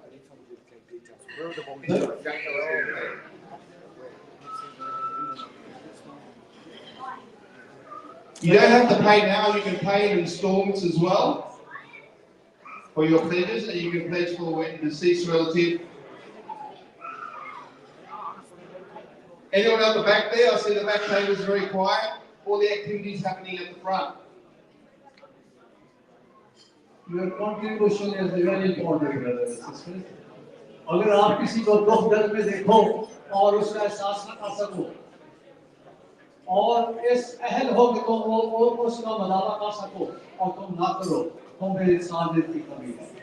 ये brother हम professor हो सकते हैं, हम doctor हो सकते हैं, बहुत कुछ हो सकते हैं, अमीर हो सकते हैं, लेकिन अगर ये जज्बा हमारे एहसास का जज्बा हमारे दिल में नहीं है तो हमारे पास कुछ भी नहीं है। We have another $1,000 for our amazing sister, Uta Chazaman. Mashallah, another $1,000. Boys, get the details. Ladies and gentlemen, all these pledges and donations are tax deductible. Now we do have Ramadan coming up, so you'll get a tax invoice as well.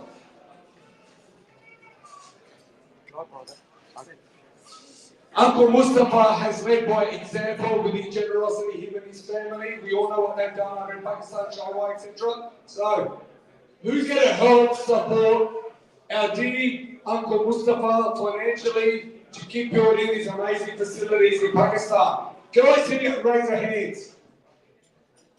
What I want to remind you, and this is something really important, if I can have your attention for these next 10 seconds.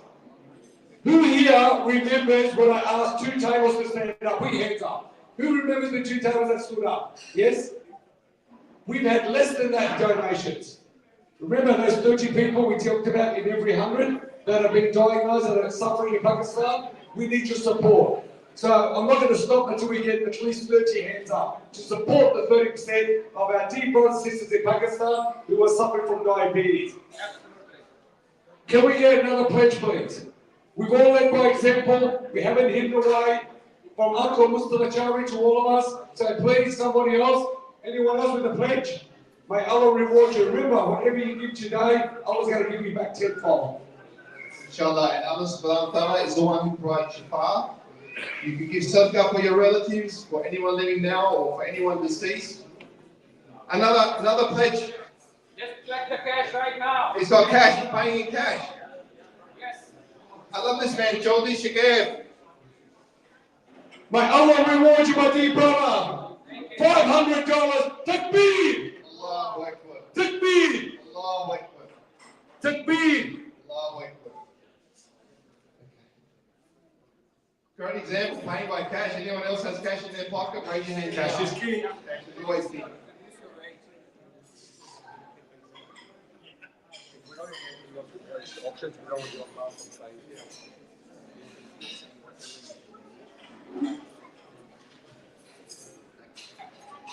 Anyone else, ladies and gentlemen? Otherwise, we'll be moving into the auction.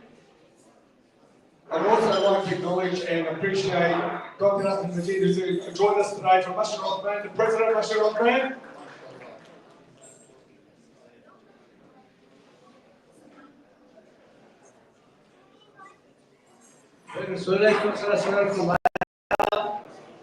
आप में से best इंसान कौन है?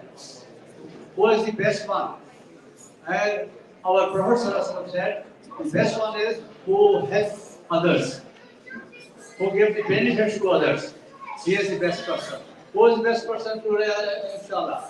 I tell you who's the best person right now. Dr. Jabin Mahmood, may Allah reward him $1,000.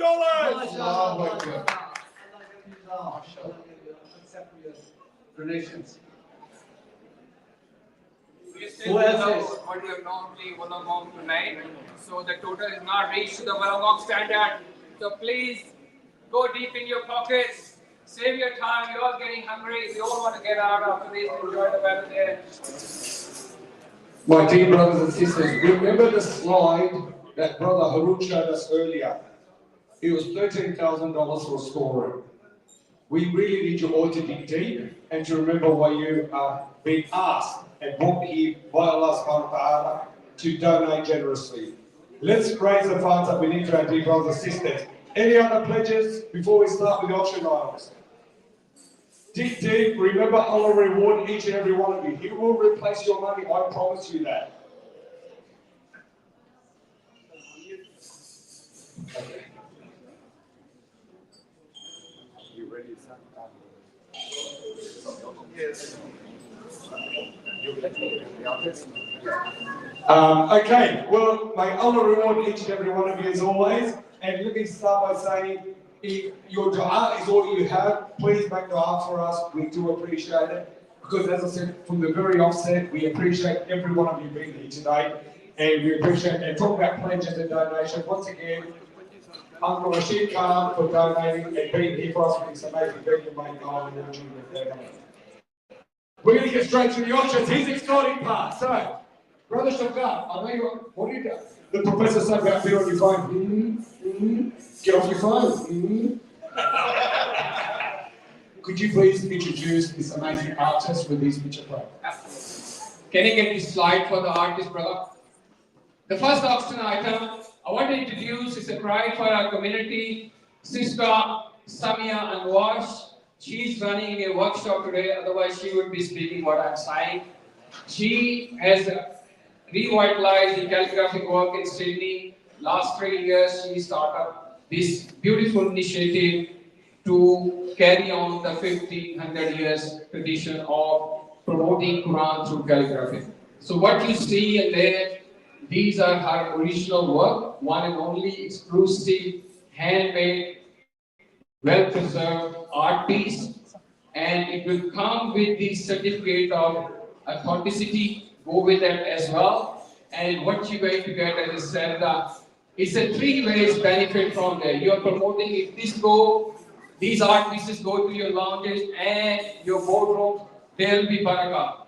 The money you're donating, the project will give you lots of barakah. And any one of them, read it, the translation and recite it, you also get a reward.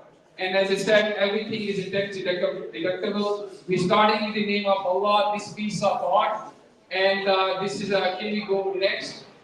So the first one is we have calligraphy, Surah Al-Baqarah with the translation, 195. If you read the translation, it's exactly the message we have today. Spend in the path of Allah. because Allah loves it, Allah finds it beautiful, and He considers you beautiful when He donated. And I believe we all beautiful city people around here. So who wants to start the auction item? Let's give a first bid. Ladies and gentlemen, we'll begin this item.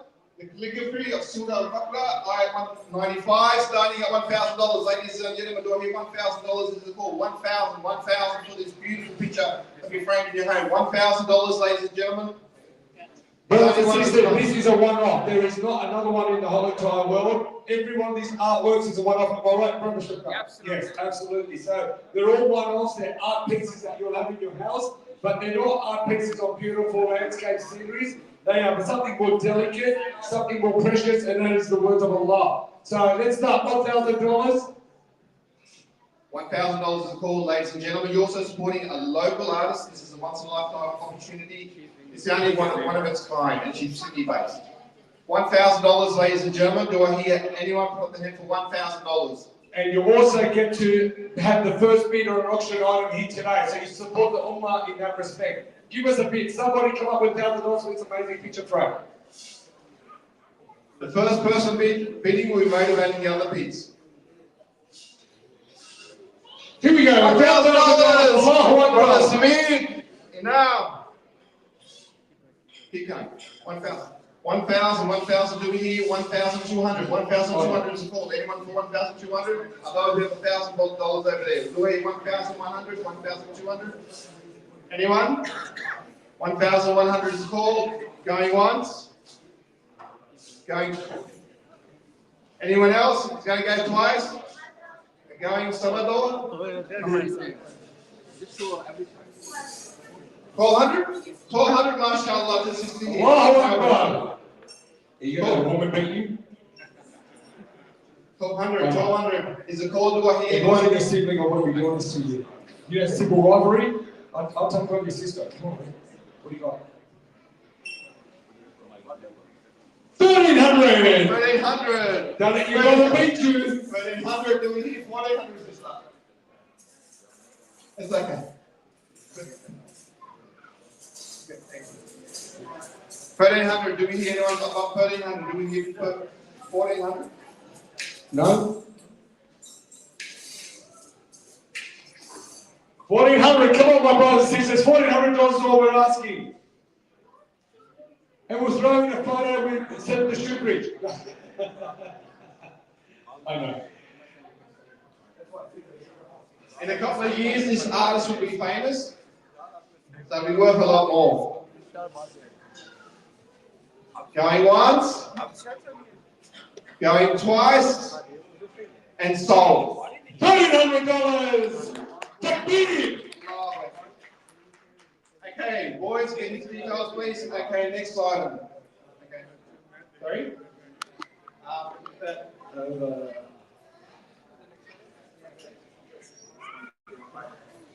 So that's one down. Let's go next frame.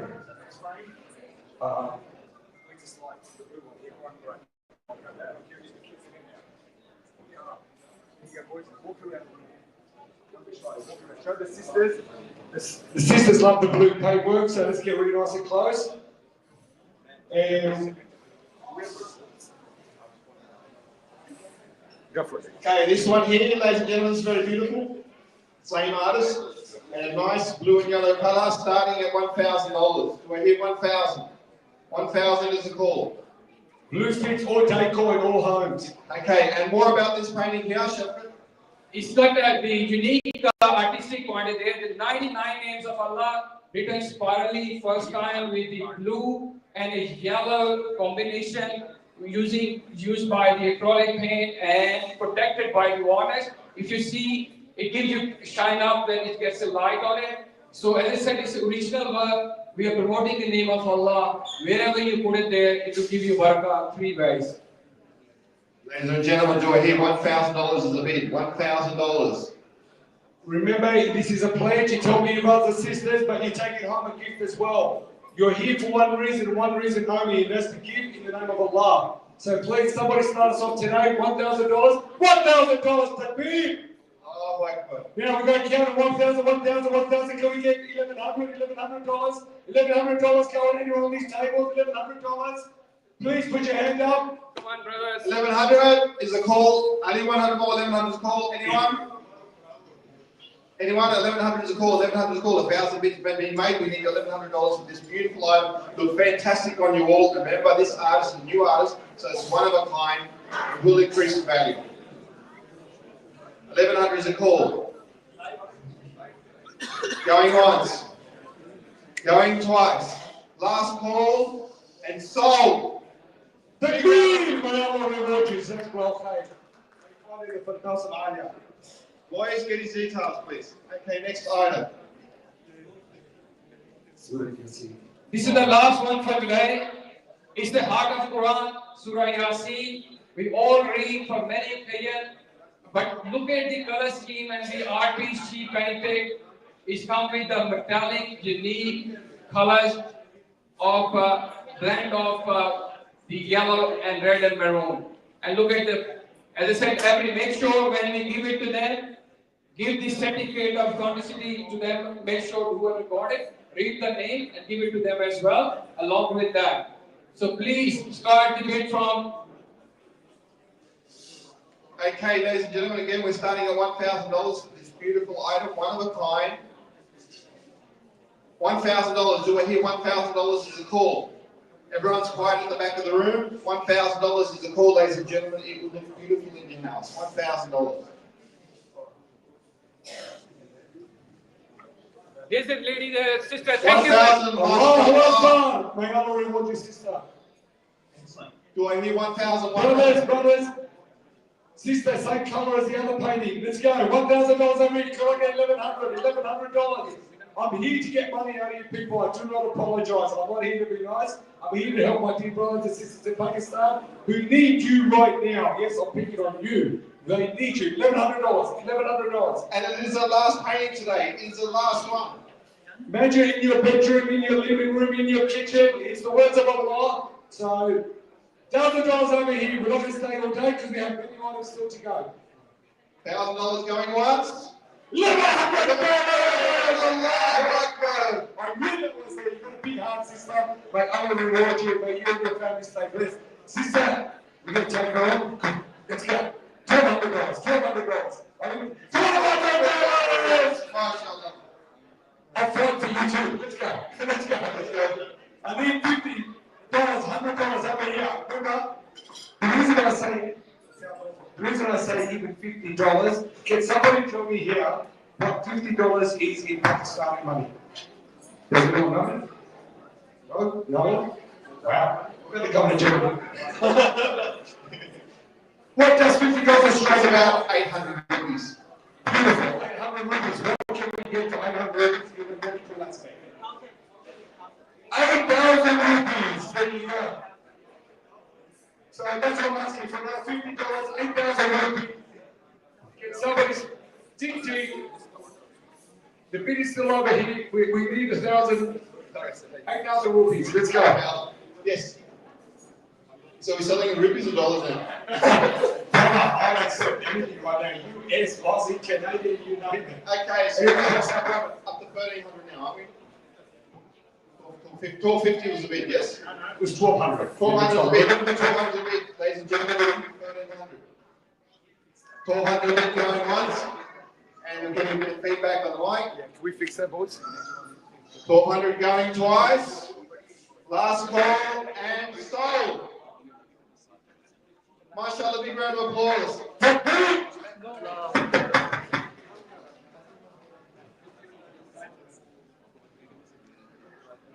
Now, who doesn't like cricket? So,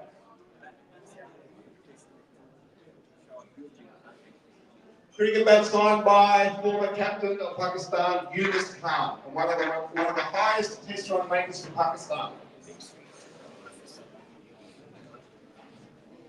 You can't miss his signature on the bat.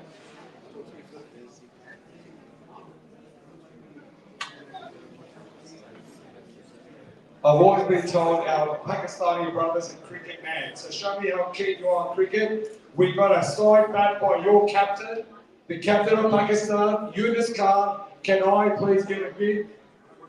$1,000. $1,000. That's more than reasonable for a side back by Yunus Khan. Who do we have here that's a cricketer? We have one. Who's played cricket here? Yeah?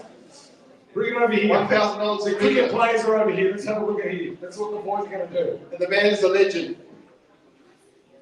$1,000 is the bid. He's one of the most successful cricketing captains for Pakistan. We even have a photo of him holding the trophy, the whole lot. Yunus Khan. Come on, my brothers. I need $1,000. I can't return this. $1,000 is the call, ladies and gentlemen. It's nothing for what you're getting. My dear sister, if you have a husband that you truly love, you buy the cricket bat. Used for other purposes. I'll try. It's called discipline. $1,000 is the call, ladies and gentlemen. Otherwise, we'll move on. Excuse me, boys, ladies and gentlemen. I did have another choice. Next item. Okay, anyone else? Last call. Otherwise, we'll move on. Okay, moving on to the next item. The next item we have is a digital Quran. It's the best gift for Ramadan for your children. It has 21 recitations with a pen. You put it on. It will give you not only the tajweed, it will also give you translation as well. It helps your child to memorize. And here you go. You can see it's quite heavy. What's your name, young man? Aslam big now showing everyone. Now, so starting big now is $500. $500 is the call while the young man walks around the room. $500 is the call, ladies and gentlemen. My dear brothers and sisters, please, I keep reminding you, I continue to remind you why we're here today, and that is to donate to the Pakistani cause for TDC Australia, and that is to help with the hospitals. So, once again, $500, consider it a pledge, but you get a wonderful gift as well. $500, someone give me $500. Do I hear a competitive bid? Anyone can bid? I know I started at 500, but I'm walking open to offers from the audience at the same time. Would anyone like to make an offer on this item? Otherwise, we'll move on to the next one. Going once? Any offers? $500! Allahu Akbar! Thank you, dear sister. $500 going once, $500 going twice, otherwise we'll move on to the next item, and sold. Big round of applause. Allahu Akbar. Takbir. Allahu Akbar. Let's get the next one.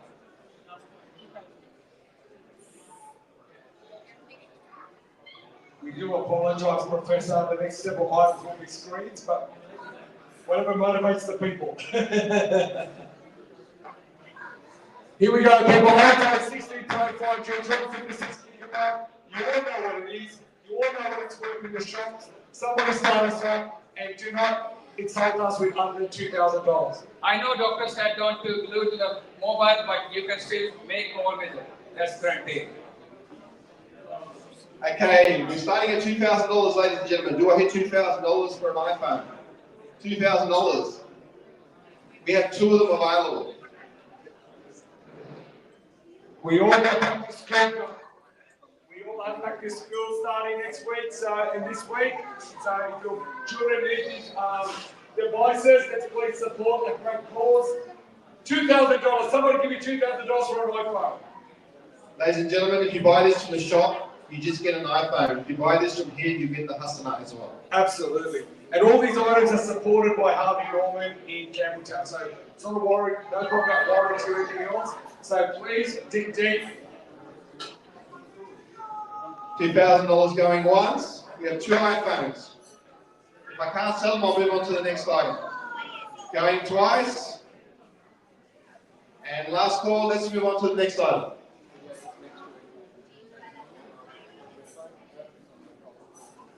Okay, Samsung Galaxy S24, starting at $1,400. Do I hit $1,400, ladies and gentlemen, for this Samsung Galaxy S24? Again, you're not just getting a phone, you're getting the Hassanah as well for buying The phone, the money goes to TDC. For very needy people in Pakistan, 33% of the population, or 33 million, have diabetes. Many of them aren't diagnosed. I think it was 8.9 million people undiagnosed. $1,400, ladies and gentlemen. $1,400 is a bit. As I mentioned previously, my dad's been a diabetic since 1971. My father-in-law passed away from diabetes. My wife has diabetes. About a quarter of my family have diabetes. $1,400, ladies and gentlemen. $1,400. Otherwise, we'll move on to the next item. Again, you're getting the hustle via this phone. $1,400 going once, $1,400 going twice, and let's move on to the next item.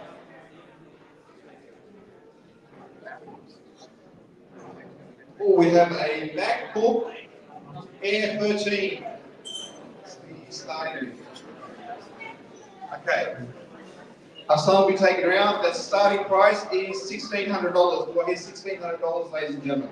Your children need to have these devices for school regardless.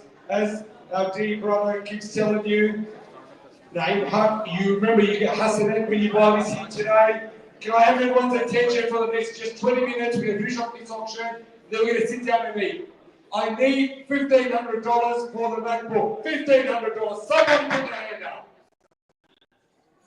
Why are you giving such a big discount? $1,500 too low, start of school. Hey, kids, asking dad for a new MacBook to start of school. A great present for your son or your daughter to start school this year, 2025. My dear brothers and sisters, I've just been given an announcement. If you own a vehicle, a car, number plate, M for Mary, C for cat, K for kitchen, 93, S for Sam, please go move your car. You're blocking all the bids. Jazakallah khair. That person's in this room, please go move your car. Number plate MCK93S. Jazakallah khair. Oh, that's not me. Okay, ladies and gentlemen, the guy's going once, going twice, and we'll move on to the next item. Jack, man, say something to these people. Tell them why we're here again. Assalamu alaikum, brothers and sisters again. Just remind yourself that whatever Allah Azza wa Jalla has already given you, He is the one that is in control of that risk. So if you are scared of your risk, remind yourself where it came from. And as the Prophet ﷺ told his wives, don't withhold so that Allah does not withhold from you. A lot of us, unfortunately, we only look at when we are in need, and putting ourselves in that situation is hard for many. But this is a testament of your faith. That's what the Prophet ﷺ said, that charity is a very strong evidence because we love it. You love both an extreme amount. So when a person is able to part way with that wealth for the sake of Allah, it's a testament to the love that you have and the truth, the belief that you have in Allah Azza wa Jal. So please do not withhold. It's been a very tough night for the brothers, but for the tough day for the brothers already. Please make sure that you deep think, wallahi, if I had, I would give, but if you see my bank account, you suddenly give me sadaqah. So please, if Allah Azza wa Jal has opened up the doors of this for you, use that wealth to get closer to Him, to assist people that you are thankful that you are not in their position. Jazakallah khair, Sheikh Nasir, very well said, and believe me, your words are more valuable than all the wealth in the world. May Allah reward you. Let's go now, we've got AirPods, everyone knows what they are, everyone has them. Let's go, give me a dollar figure, I want to start at $500, and I'm going to go show again, then I'll lead by example, I'm not just a big mouth. $500 instead of AirPods over here to me. Let's go, next person, me, come on. Let's go, take me on, $500 instead of AirPods. Always get his details. Okay, always get his details for $500. And the rest. Keep going, $500, let's keep going. Next person, let's go. $500, we have another 1, 2, 3, 4. Over here, $500. No more $500. We're not going to settle all the AirPods. We have this on the phone. We have no more. Please, grab us on the AirPods. It's only $500. Who put your hand up here? This is the hand up in the back. $500 for the set of AirPods. $500. Come on. Who's going to give me $500? Anybody else? You're helping the brothers and sisters in Pakistan. I need $500. Somebody give me another $500. There's 3 of them. We sold 2. I need 1 more gone. Let's go. I'm not going to turn these back to happy for me. There's $500. Come on. $500 each. Let's go. Someone give me a hand. $500. $500.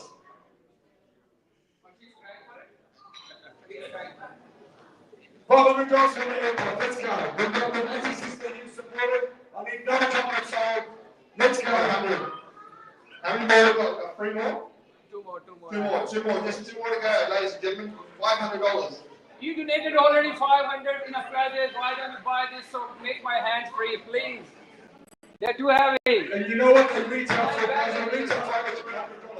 So let's go. $500. You're donating some money. You're helping out a fabulous cause. Let's sell these last 2 so we can move on. For the sake of Allah, grab from me, please. 2 of them. Otherwise, any others? Anyone else? Going once? Going twice? And let's move on. Let's go to the next item. Boys, what have we got next? iPad 1.9. Yeah, thank you. Where's your credit card? Put it in. Who's got the credit card? Yeah, I can. No, wait. Okay, starting at $800 is an iPad. 10.9 10Gen Wi-Fi, 64 gigabytes. Starting at $800, ladies and gentlemen. $800 for this iPad. And you can take it now. Start with school, great present for your child, or for yourself, or work, whatever you like, $800. We have 2 of these iPads available, ladies and gentlemen. You can download all the lecture of professor and watch it at home and learn something out of it. The downloads are free, the iPad's $800. Otherwise, going once, any bids above $600, I'll take as well. They're too heavy to carry back. Get a carry bag, boy. No, I have to carry back. I got a bad back. Going once, going twice. Okay, let's move on to the next item. Nintendo Switch. It's over there. Take it around, boys. We all know this is a child pleaser, Nintendo Switch. For those who have kids in public schools, your kids don't go back till next Friday, so you can keep them entertained for the next 4 days. Sorry, Professor, I did say that. But we'll keep them entertained for the next 4 days. We have 3 boxes. Let's start. Give me a price. What's the retail one? Starting price at $550. $550 once. $550, somebody give me $550 Nintendo Switch. Over here, Nintendo Switch, $550, somebody put their hand up. $550, ladies and gentlemen, we have 3 of these. We have honestly sold today the same statistic as our deep runs in Pakistan diabetes. 30% of the market we bought. So I really need your support to be a little bit stronger than that. Please do not think that you're here because you just were invited to come and have a feed. You're here because Allah has sent you here to help your brothers and sisters in Pakistan. $550, someone put your hand up. $550, ladies and gentlemen. We have 3 of these, young gentlemen. Hold them up, let you walk around. Thank you. Nintendo Switch, for these sisters, Nintendo Switch. Nintendo Switch, anyone, $550? Otherwise, going once. It's good for your grandchildren as well, for children, grandchildren, Nintendo Switch. Going twice. Last call. Okay, let's move on to the next item. Ouch. That's a very valuable product. This is the docking station. If you come home, you have to connect 5 cables to connect to your laptop to your screen. It's only 1 cable. 1 cable you connect from laptop, all the other devices, keyboard, mouse, screen, speakers, microphone, all will be turned on in a 1 go. It's a very time saving. You use for 3 months, it becomes free for you. It's called Universal Docking Station DX3. And the price we are asking for. We're starting at $500, ladies and gentlemen. $500, we have 2 of these. $500. We have a few more items to go, ladies and gentlemen. I'll set up a buy $500. Super base board display, Universal Docking Station. $500. Do I hear any bids? Otherwise, it's very essential for many office holders, those people who work from home, working in the office. $500 going once. And a second combination here, it'd be great opportunity to invest in one of these for your office. $500 going twice. Okay, and let's go on to the next item. Ladies and gentlemen, I apologize for the feedback on the mic. It's something that's out of our control, but we'll continue it. Next item. Next item. What do we have next? Okay, if I talk like this, there's not any feedback. So this is Pixie. I already know it's a digital camera, it's built in with games, it's available in 3 colors. How much are we starting? Just do $100. $100. $100, ladies and gentlemen. We're selling it on a loss. Please give it to your children. $100.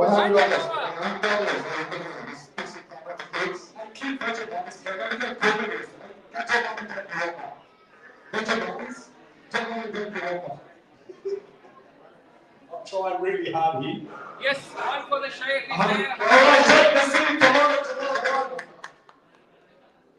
Look how cool the camera is, kids. Go tell mum now, you got one. Tell mum you got one. Two good guys. Yeah, you can have it, what's in that? $100. Where's the number? Right, two good guys. $100. $200. Last time I walked around the room, $200. Two. $100. There you go. Come on, kids. Tell your parents you got one. You want to go home and you're going to cry and kick all the kids, tell your dad you're going to chuck in his car and you're going to get all the rest of the day. Kids, all about your iPhone. Look how cool this is. Tell mum to take your help one. That's rubbish. Look at this. Okay, we'll take $80 with that. We'll take an $80 with it as well. Let's get rid of it. Anyone pay $80 going once? Going twice?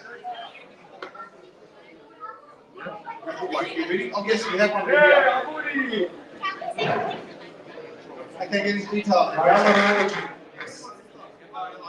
Our young sisters, our young sisters want to say something to you, brothers. Our brothers and sisters about giving. Here we go. Assalamualaikum. Assalamualaikum. Hope you have a good day. Yeah, give money to our brothers and sisters who are sick and in need.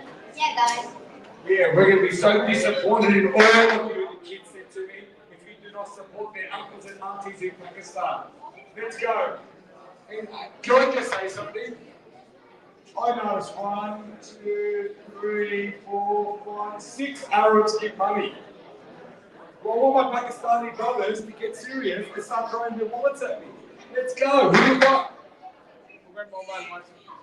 Okay, this is a tripod break. National Geographic. National Geographic tripod break for making clips and movies and things, something for YouTube. You can use it at home. Use it on a table. It's extendable. Starting at $70. What is $70? $70 is a bid. $70. $70, ladies and gentlemen, for this tripod. You put your camera or put your iPhone or your Samsung. Yeah. $70, ladies and gentlemen. Oh, yes. I mean, okay. Anybody $80? Anybody else? Going once, going twice, and sold. Okay, give your details. Don't let him run away. Visa card. 3 in 1. This one is $125. 125. It's $125. This is a 3-in-1. Includes smartphone, adapter, and carry bag. It's a good value. Otherwise, I'm going to grab it. I want somebody else grab it. 125 once. 125 twice. Anyone else? Last call, 120. Okay. Anybody 135? I take 135. 135. 135 going once. 150. 135 going twice. 135. And 150. Anybody 150? Can pay for it. 135 sold. Okay, next item. Let's move on. Okay, next item. My dear brothers and sisters, lunch will be served very shortly. As soon as you get through the content items, brother, how many items we have left? 230. $230 for these headphones, Logitech. We're selling them on the cost just not to take them back. So you're not adding any value. Please add some more hasnat. We are bringing those hasnat to your table. All you need to grab it. These are $230. Oh, you want to see the packaging? Black one. First, you need to bid it. He wants a black. Who wants a black as well? 230. Anybody? 240. 240 black one. $240. $240. No one can hear you. No one can hear you. They can't hear me. That's better. Okay, 240. Otherwise, this guy is already decided to buy. I want somebody beating us now. 230 is going once. 230 is going twice. 230 is going gone. Okay, son. Next thing I have money. Otherwise, take my car. Oh, he wants a black one. Who wants a blue one? We'll give you $10 discount. Get a blue one. Shall you need two? Anyone? Otherwise, last call, going once, going twice. Okay, let's move on to the... I grab it, because if he has one at home, I don't have it, we're going to have a fight. So great that moving forward. Wow. PS5. If you want your kids not to get on the mobile, they get on the PlayStation. Okay, it's just a joke, but this is something for the launch pad for the children. I've seen many of your places, these kind of things in there. If you're feeling this is the right time to buy. Ramadan is coming. You're not buying the item. We are creating a mean to encourage you to spend in the path of Allah. Alright? So, what's the price? Starting at $800, like $800, do it here, $800. $800, ladies and gentlemen. $800. Where's everyone going? Here we go, $800, let's go. PS5 PlayStation, these were very rare, only about 6 months ago, you could not get one. PlayStation, PS5, anyone? PS5? PS5, PS5 up here. No PS5. PS5 going for $800, going once. Any takers? Going twice, otherwise we move on to the next time. Last call, and let's move on.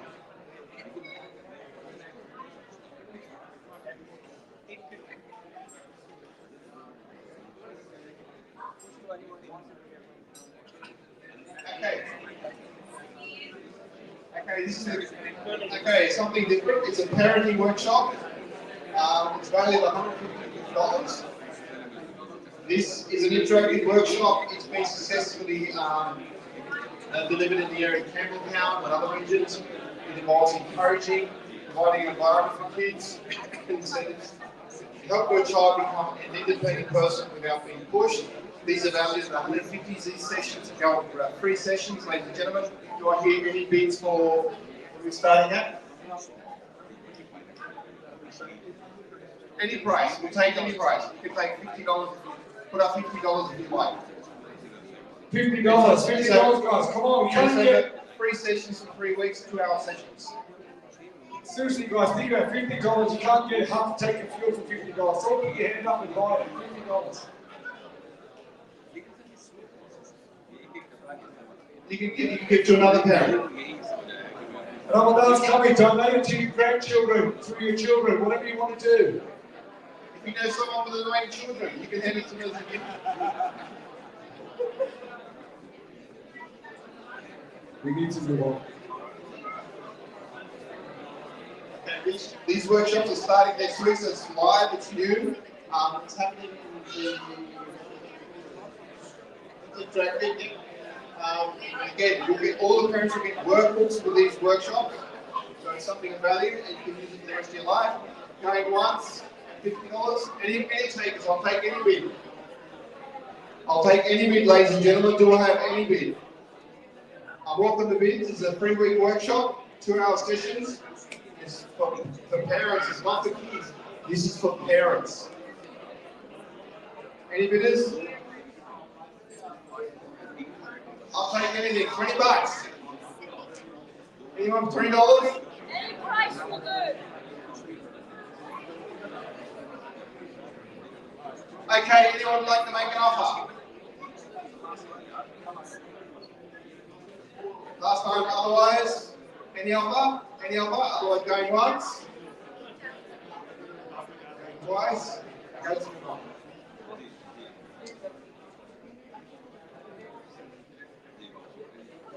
The last item, the most important one, is the book authored by the Dr.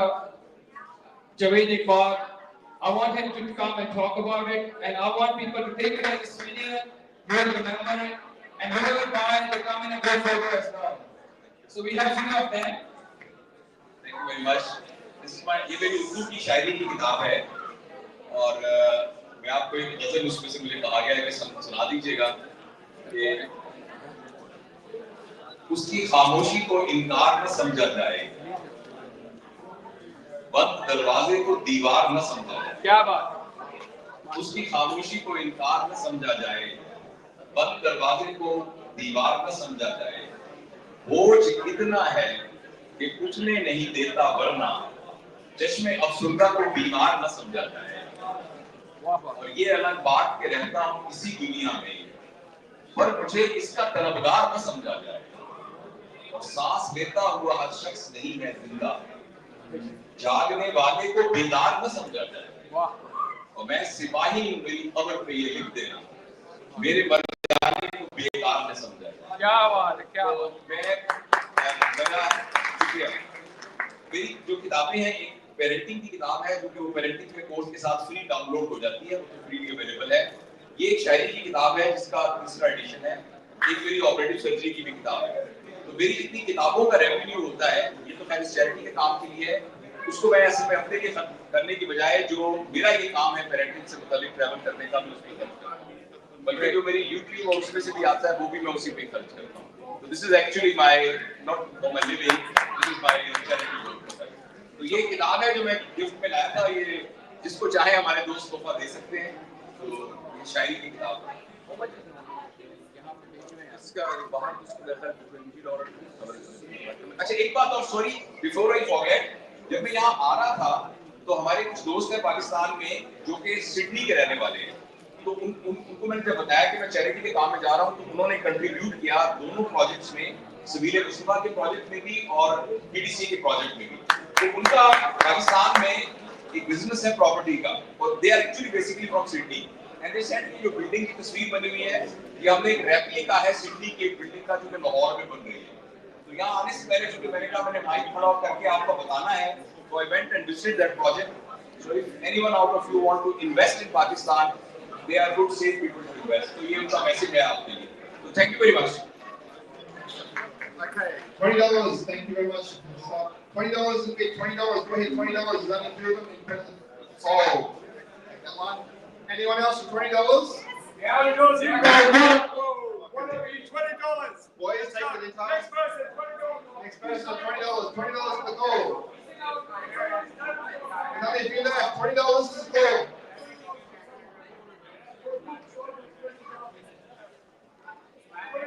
$20. I think there's only two left now. Got one at the back. Last one, $20. $20. Any left? Go on. And last one. Last one, $20. He's got one. Yeah?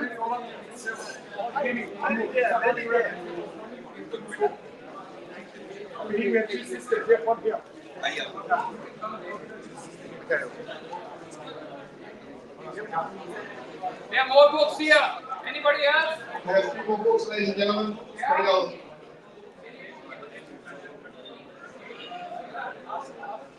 Any of those $20? $20. It's a fire sale.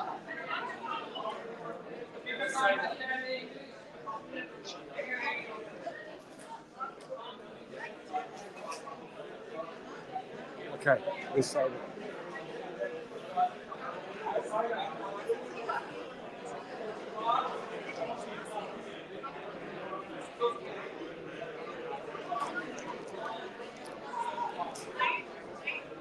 Thank you, everyone. Hi, please. Now hand you back to our wonderful MC. It's almost lunchtime. If I can just get your attention for a few more minutes. If I could please invite Mrs. Chanda Zaman to the stage, just for a moment, please. Assalamu alaikum. Everybody, please be seated. Excuse me, brothers and sisters. I appreciate your attention over here. Come inside. My dear brothers and sisters, Sister Said is speaking to you. Go ahead, everybody, please sit down. Pay attention. For 5 minutes. Uncle Mustafa, everybody sit down. Please jump down. I tried to start, so sorry.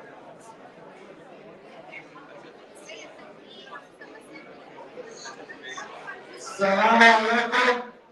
Allahu Akbar. Can I please have everybody's attention? I know you're all busy talking to what you're doing, but I need your attention for 2 more minutes. Everyone, please stop what you're doing. I will start calling you up on your names and sit down, please. I need you for 2 more minutes. Please sit down. The event is not finished yet.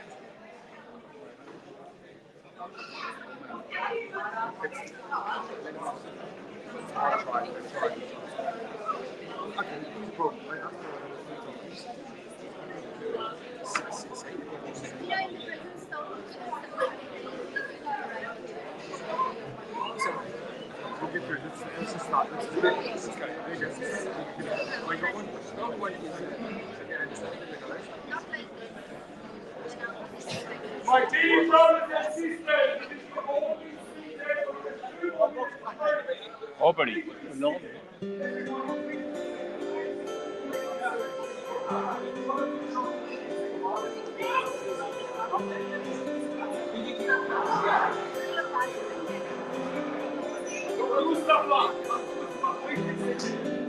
Okay, can we all have everyone?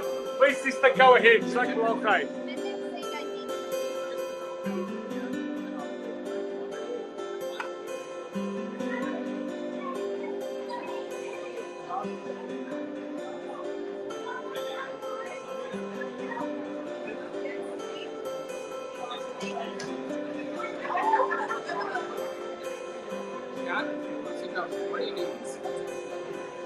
Gentlemen, if you finish your signing, Can I please request everyone to be seated so we can continue? okay, for the signing, anyone who's with the president, everyone's stood in the corner, so just easy for everybody on.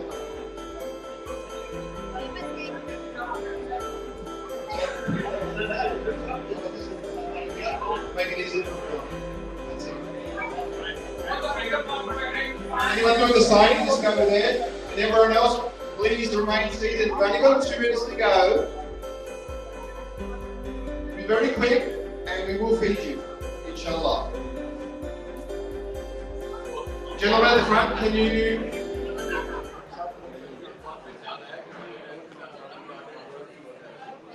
Gentlemen?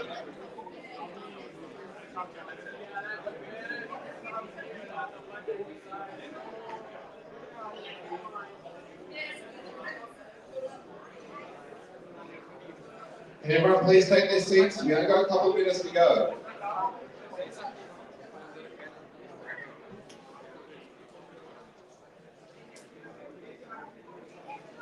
बैठ गया नहीं करते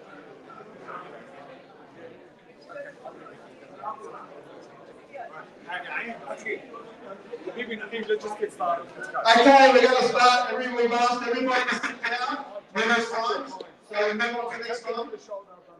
And we'll hand you back to our wonderful MC, if you please, and continue.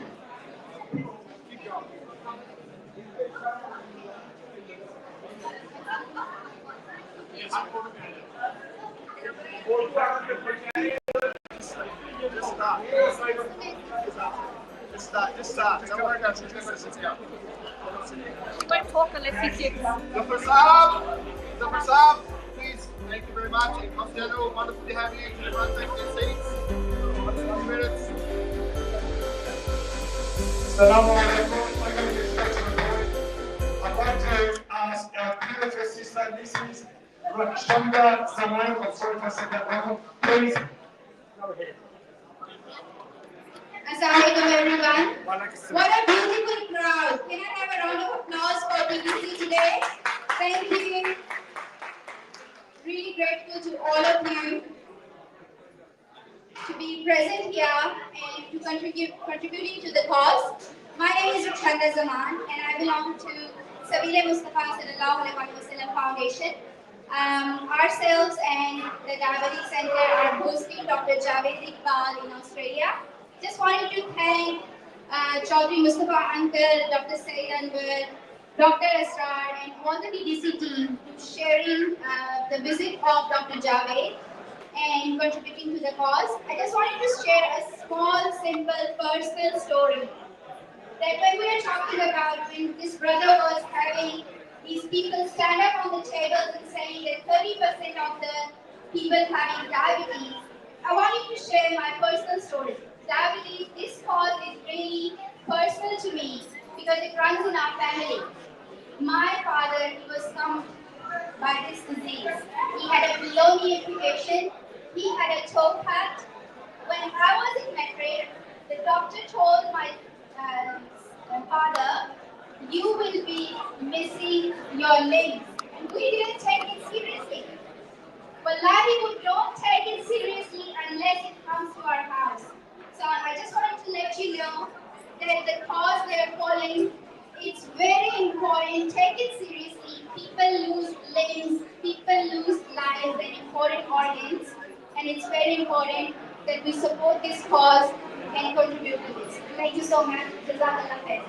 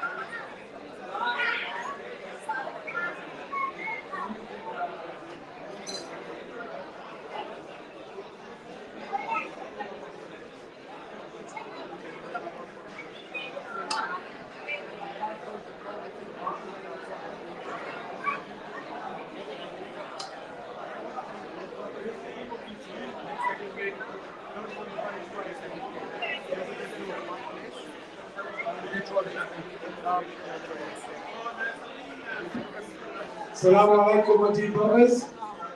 I would like to ask the Professor Javed, please, Professor, make your way down to the table. We're going to start the interview.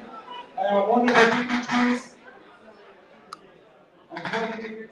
Check the seat. Next place, quickly go down to the tables.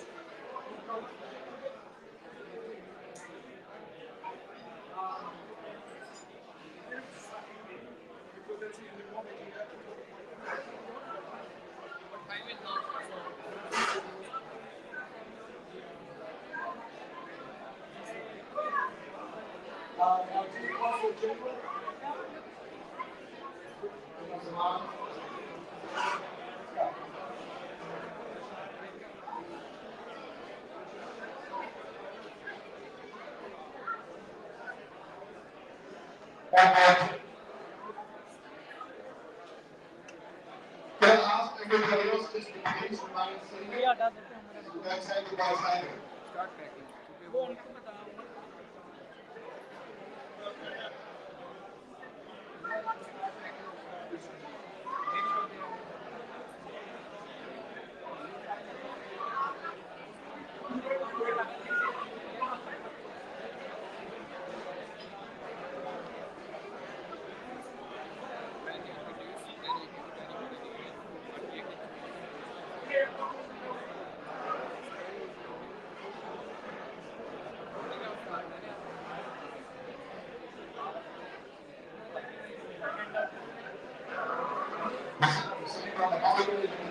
Okay,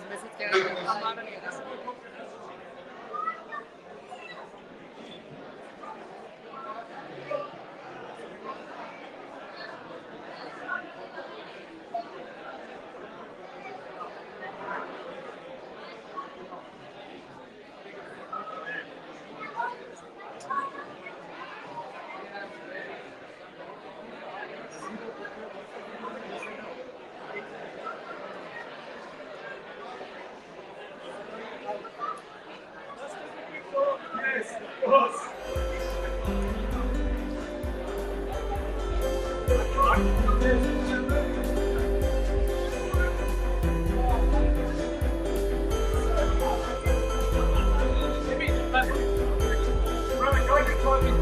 come here, yeah. Just come here.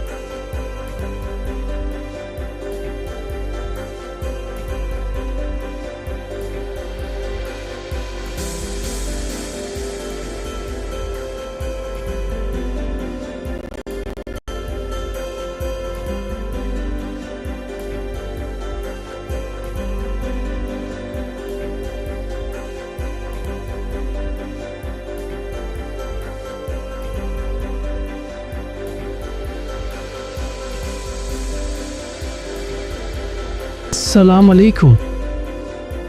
Dear brothers and sisters, my name is Dr. Asjad Hamid. I am honored to be chairman of the Diabetes Center, which has taken the initiative to treat the diabetes in Pakistan. We are taking a lot of measures to help the people who are not able to afford the treatment of diabetes. I'm delighted to know that the TDC Australia is doing a lot for Pakistani people who are suffering from diabetes. They have taken the initiative in the February that they have taken the step forward to arrange many events across the Australia. I really salute TDC Australia because they have taken a lot as a responsibility to raise and build the construction of the TDC Sahiwal hospital. It is under progress. Then they have also started to visit people at their homes, going to the villages, people who are not able to come to the hospitals, like Hospital on Wheels.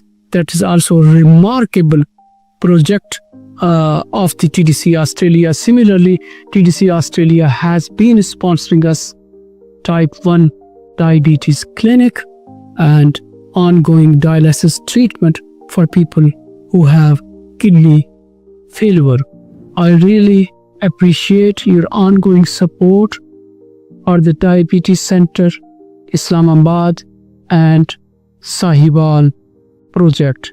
Today I want to praise your ongoing support and efforts for the Diabetes Center, Islamabad, especially ongoing project of construction of the Diabetes Center at Sahiwal. Chaudhry Mustafa, Israr, and all of you are doing a great job for the noble cause. I am not with you physically, but my mind and my heart is with you, and I am praying for you all the success of this project. Well done, TDC Australia. Thank you very much.